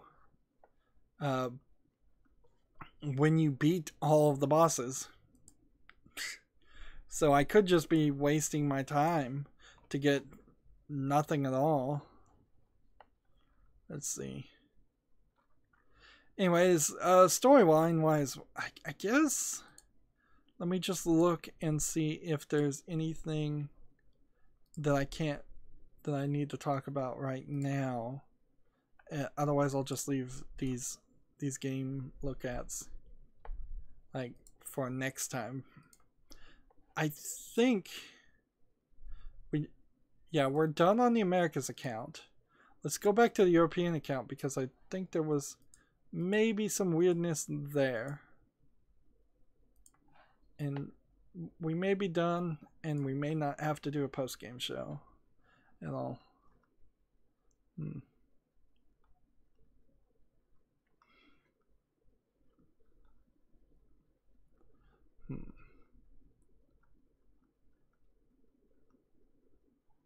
Yep, it was taking a while, so we still do have some European stuff to do. Can't trade one of these out, so let's just do 100 damage to the enemy. Some regular play to do. That won't be too hard. We just try a Murloc deck. We'll play ranked and go. 4 games, maybe.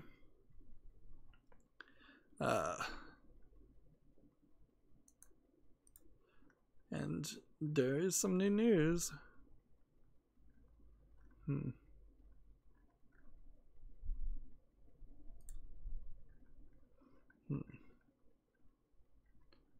So I have some new things to talk about too. Daisy creator directly patiently explains why I shouldn't freak out over a spirit sprint meter being added. According to PC Gamer. Gamma Sutra has an article, Life is Strange Writer, on how to run a successful writer's room. I don't know. I don't know if I really classify the first Life is Strange game as a successfully written game, particularly when you look at the crazy ending on that. Alright.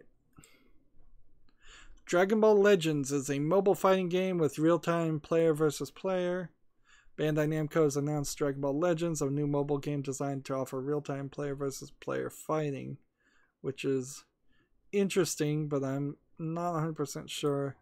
I believe that it is a action game. I wouldn't be surprised if it has some weird mobile card battling thing. And it's somewhere 39 minutes into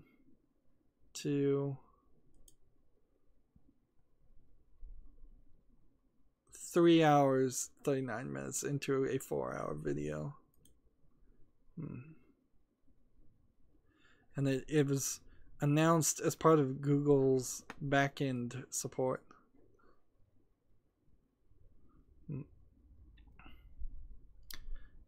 You know, when you embed videos, you can put the time frame for them to start at. So the fact that your gamer doesn't know how to do that shows a lack of being informed, being up with the times. Like, you don't need to embed your video and then tell people to skip. Was it 39 minutes? I guess it was.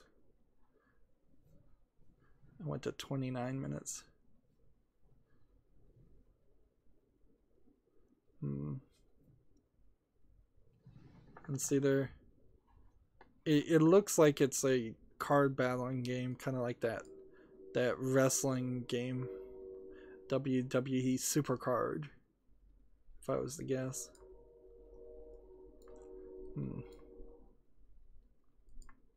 Alright, they're loading into a game.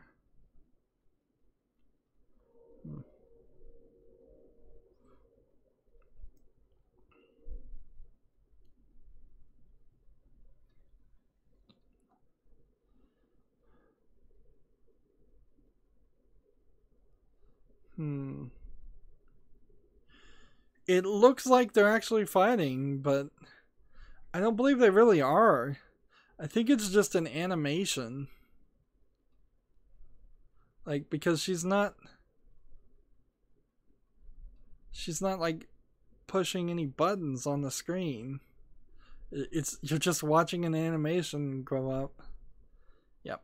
I don't think very many people... The good news is I doubt Dragon Ball Legends will even come to the West, but if it does, I don't think very many people are going to be super happy with it anyways. Because there's just not going to be too much to it.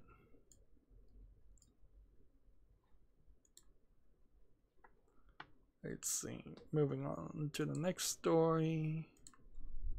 Yeah, we were talking about the Lego game. Yeah, it's a rumor right now. Lego Incredibles. I suppose you can do a decent job there, making and putting some levels around the Incredibles 1 and 2 movie and making yet another Lego game. I'm looking at a game called Brewha, BREW-HA. Came out March 9th. And it looks like it's a VR game. It is free to play. That's got something going for it. It's a VR game where you play a bartender that is making potions for people that are walking up. Kind of like Cook Serve Delicious. Except for it's in VR and it's magical potions.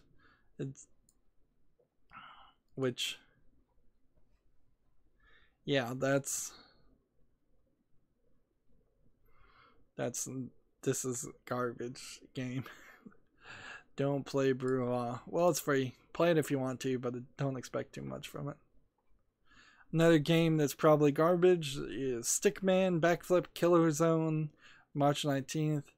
Like I was saying a couple of days ago, like any game with Stickman in it at this point is only worth a passing glance at most. It's 60 cents right now, and it's just a Stickman physics flinger game. It's more of a puzzler to blow up boxes near the Stickman and bounce them around. You're not even controlling the character, it seems.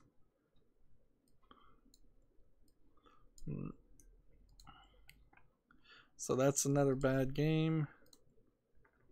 The Resident Evil 4 HD Project mod has added dynamic lighting to the island and continues to impress. So the dynamic lighting issue, I don't think there was dynamic lighting in the first game, so now there's an example they're showing of the original game where a character is standing next to a blue flame.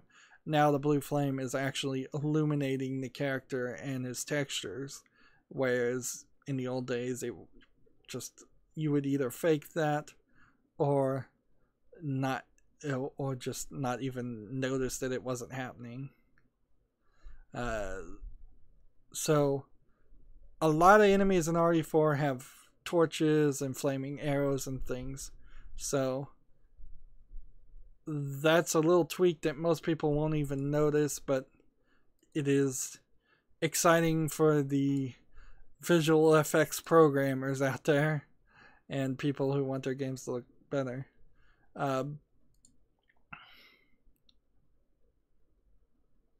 However, I kind of wonder if there's a certain point where by the time this HD project gets finished, if it ever does get finished, you would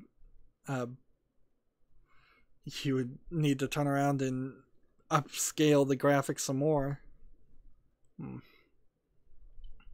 Honestly, making it look better is not my problem with Resident Evil 4. My problem with Resident Evil 4 is that the game just does not run on my computer. If they can just get it to run on a Windows 10 PC with a GTX 970 without stuttering and juddering, I would be happier than anything.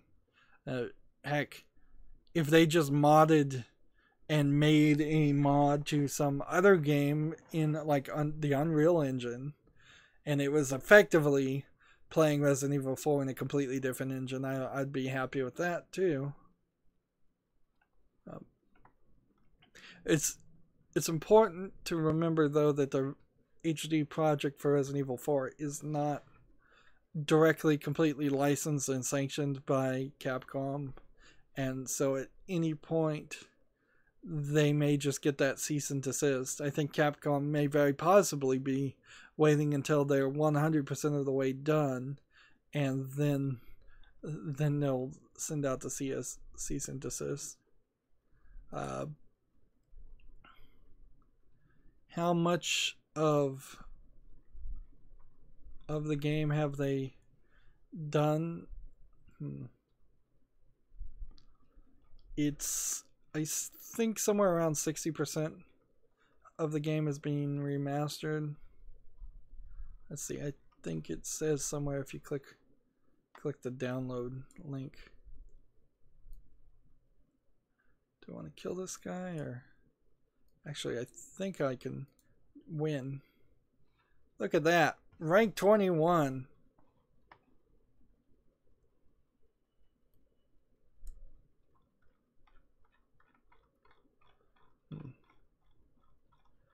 Let's see. Releases. There's a village release and a castle release. Frequently asked questions. I need to keep playing.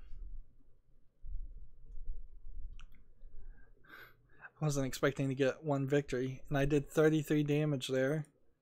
So 2 more games like that and I'd only be 1 away.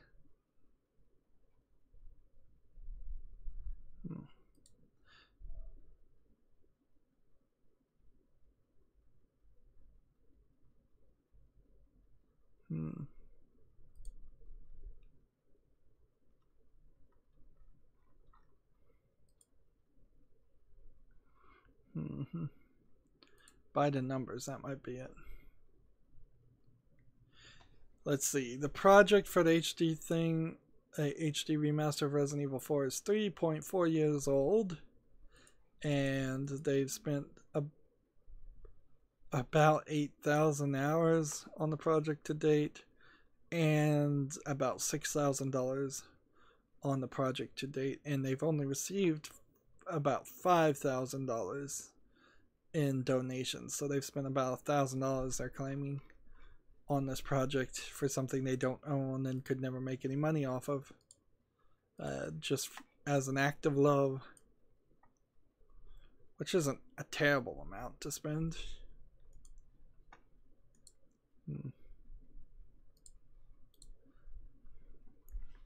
Let me look at the chat, see if anybody has anything new to say.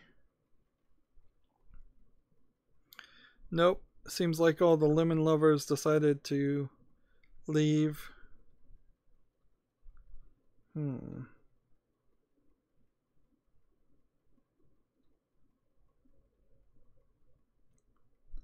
Like Lemon Grab left a while ago, and Lemon Lover left quite a while ago too.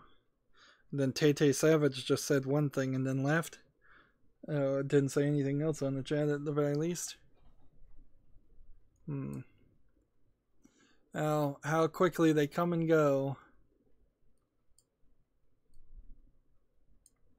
And I imagine that's the problem of being any kind of YouTuber and having clickbait titles and things like that. It's like, it's just going to get a bunch of random people. It's just going to get a bunch of trolls. They're not going to likely be long-term fans. They're not going to subscribe to your channel. They might, but I mean, even if they do subscribe to your channel, they're not going to watch any of your other videos.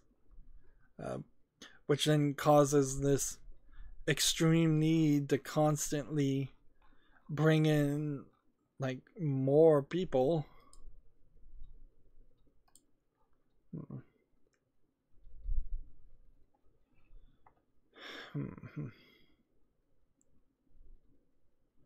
Let's see, change this one's health to 1, kill this guy, and do that.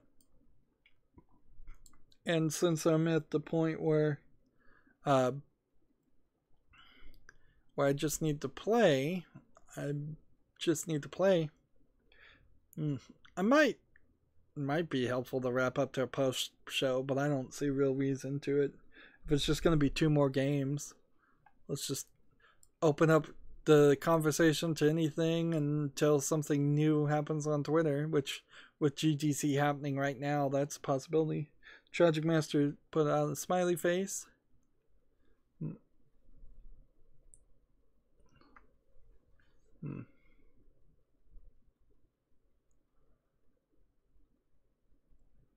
Deal 1 damage, summon this guy for no real reason. Just do that. Actually, I should have waited because I could have played this, wouldn't I? Yeah. I could have played that, summoned this, then played this to give him more health so this wouldn't have killed him.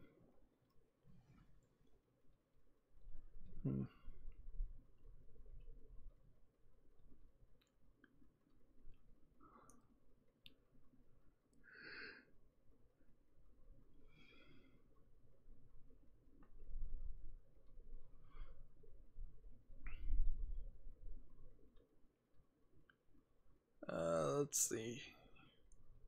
Can I play both of these? No. But I can play this and draw more cards.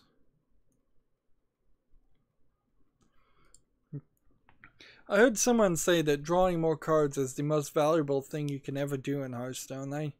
I'm tending to agree to that. Like, it does seem like that is the case. More options. Always.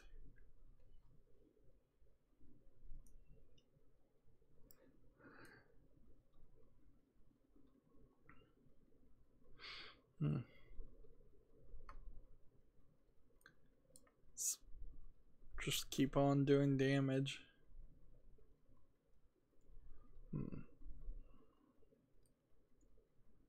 See, play this.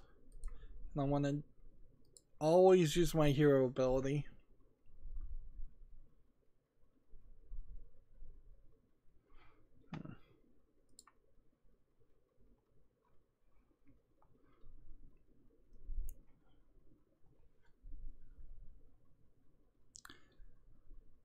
And you can certainly see why I go into the silent post show, because when I run out of things to talk about, I just don't talk at all.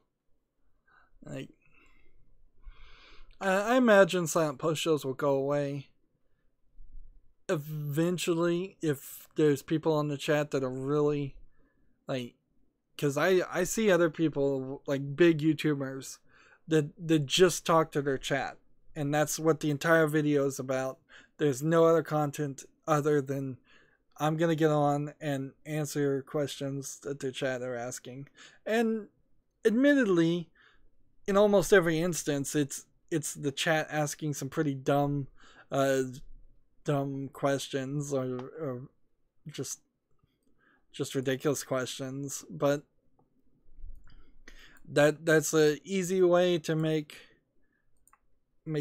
more content, and because of the YouTube adpocalypse and all of that, making more content works. It's also an easy way to get people to give you super chat messages so that you actually answer their question.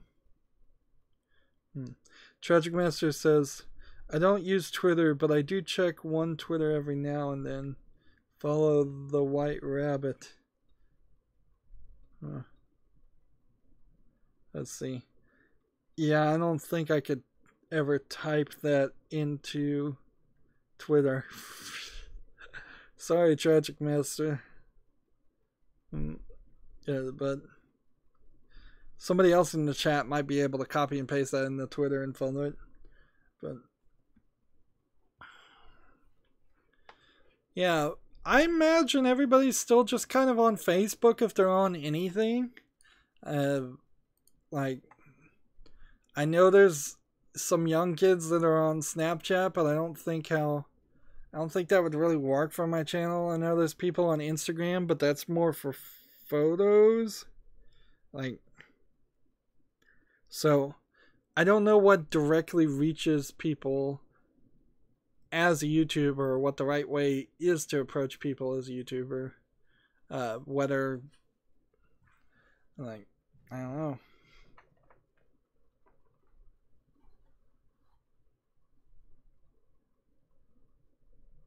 Let's see. Follow the Right Rabbit is the hashtag. I'm assuming this is a reference to the Matrix. They wouldn't be terrible to make a remake of the Matrix, honestly. But you gotta get past the other two movies if you're gonna remake Matrix 1. And I don't know how you do that. And I don't know how you remake or remaster the Matrix and have somebody different than Keanu Reeves in the role. And you can't have Keanu Reeves in the role. So, plus the whole storyline and surprise of the Matrix kind of falls apart on second viewing once you already know what's going on.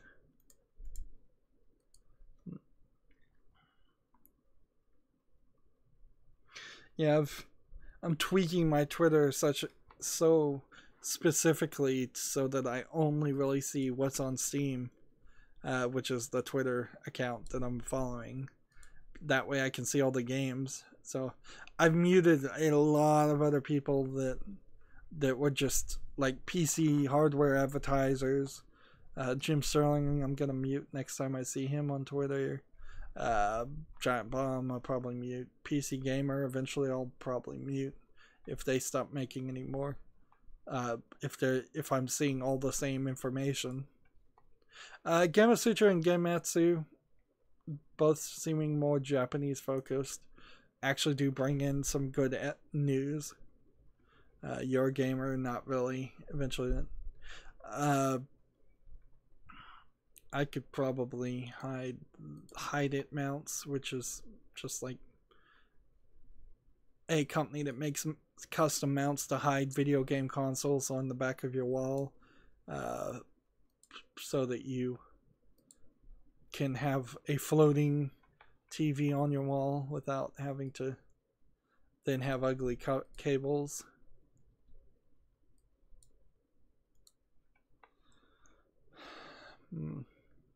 YouTube creators I need to follow still. YouTube advertisers I still need to follow.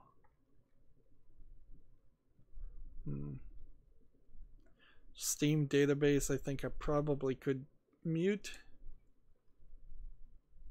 Like everybody's Twitter is different, and that's kind of the problem and interesting thing with it.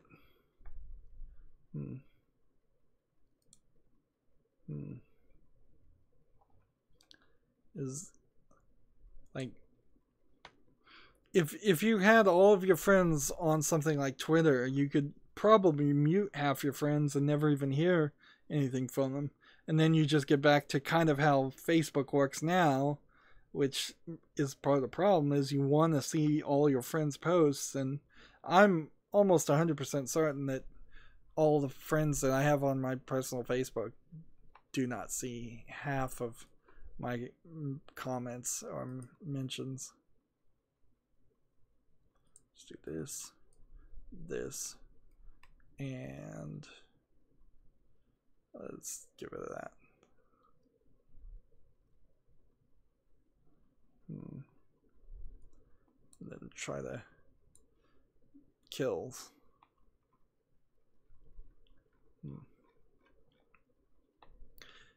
Yeah. That's part of a much bigger problem, is I just don't know how to advertise my channel, and I don't know how anybody can do it effectively.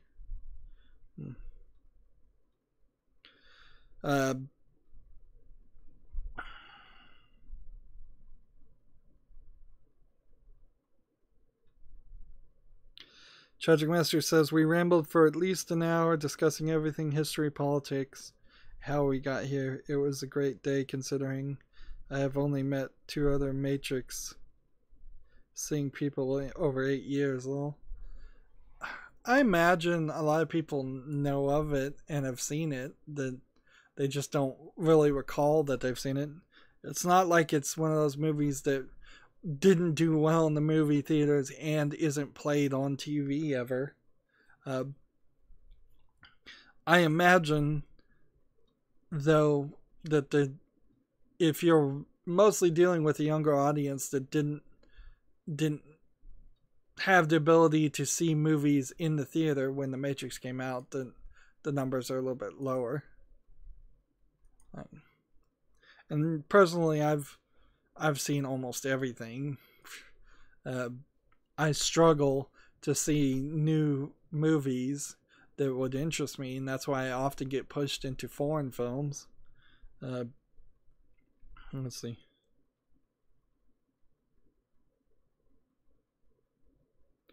Let's see. Tragic Master said, Twitter started using tracking cookies back in December 2017. I have no need for those nasty tracking cookies yet. Well, I don't know how you can tell the difference between a tracking cookie and the login cookie, but might I recommend uBlock Origin as a plugin. That seems to work just fine for me. So if Twitter is tracking me, I'm not seeing any ads or anything because I use uBlock Origin as a ad blocker. Also, HTTPS everywhere is good. And then there's a new one I installed called NoCoin, just to make sure that nobody is using my computer to Bitcoin mine on their website.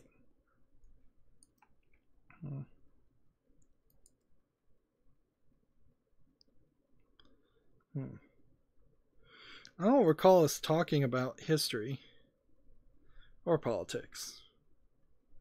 Are you quoting a movie?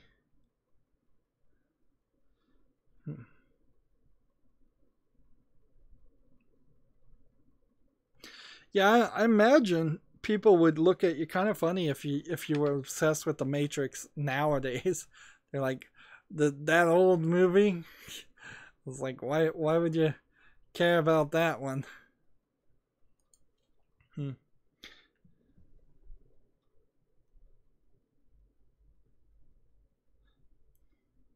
And as an anime fan, I have a slightly love-hate relationship with The Matrix, because The Matrix is a stealing of several ideas of several animes, and none of its concepts are really that great. They actively admit that they stole a lot of the concepts from Ghost of the Shell, but there was also some other ones that they stole from. But then, on the other hand, because of The Matrix, they were able to pay other anime creators to make the Animatrix, which is pretty good. But then, on the other hand, because of The Matrix, they were paid way too much money to make The Matrix 2 and 3.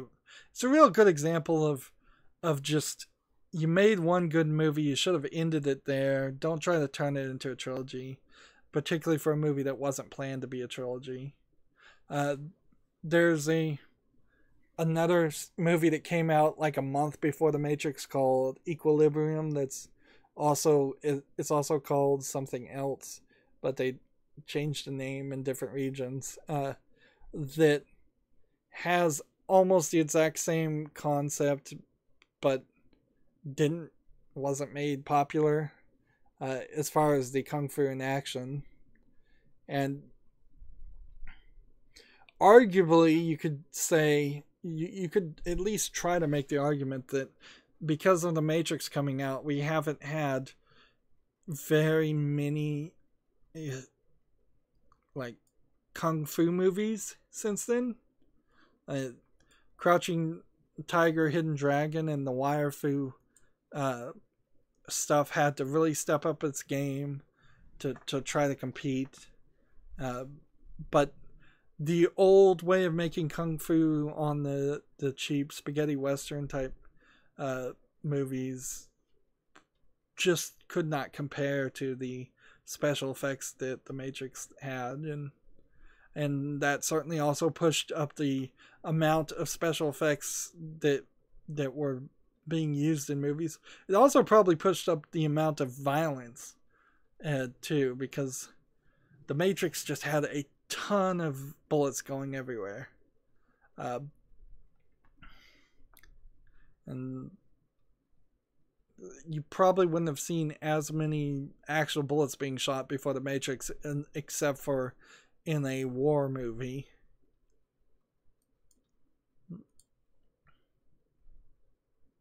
I'd really like to see through the eyes of somebody who hasn't seen The Matrix. Just like somebody who hasn't heard anything about it and watch that series. But I wouldn't be surprised too if I showed it to, say, a teenager who'd never heard about The Matrix. I wouldn't be surprised if they're like, it's not that interesting, or, it's so prevalent in society. There's probably some Adventure Time cartoon or something on Cartoon Network or Disney that has made a Matrix reference that they didn't even get, and they're familiar with it now. Let's see. Tragic Master, I was talking about the Matrix of this reality.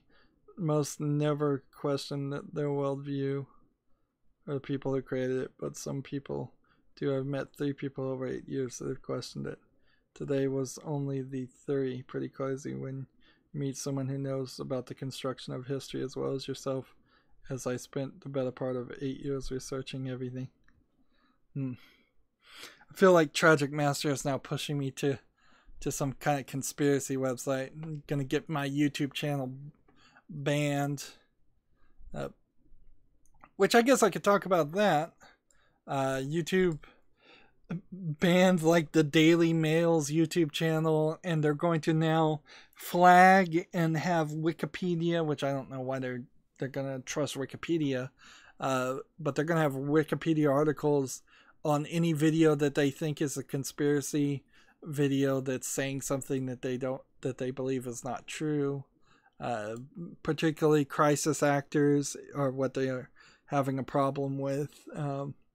But it's gonna blow up in their face.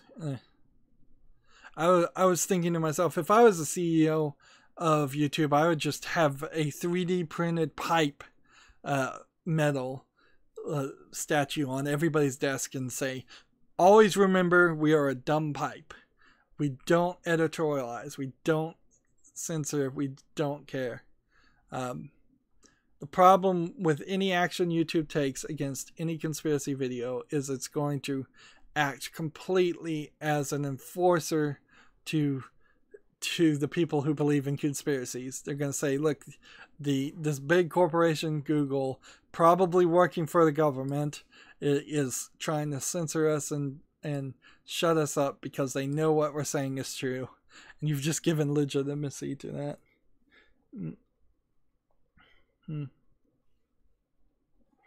Let's see. The Tragic Master says, nope, I'm being as vague as possible. Flag equals censorship. Yep, pretty much. That's what YouTube is doing. It is censoring its content to make it friendly to the advertisers it wants. I mean, you really can't argue it any other way. That's what they're doing.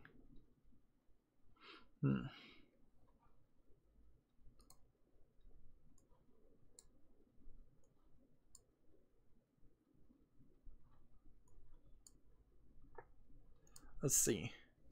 Will I have done enough damage in this game to have done all the damage, or will I be done? Honestly, we've been going so late, I'm thinking what we should do is, even if I don't have 100 damage, I don't even see a reason to do a post-show play. Like, let's just end the stream here. Like, that seems good enough for me. I'll just play the game off screen. Heck, there's a decent chance I'll play more Hearthstone off screen doing that dungeon run.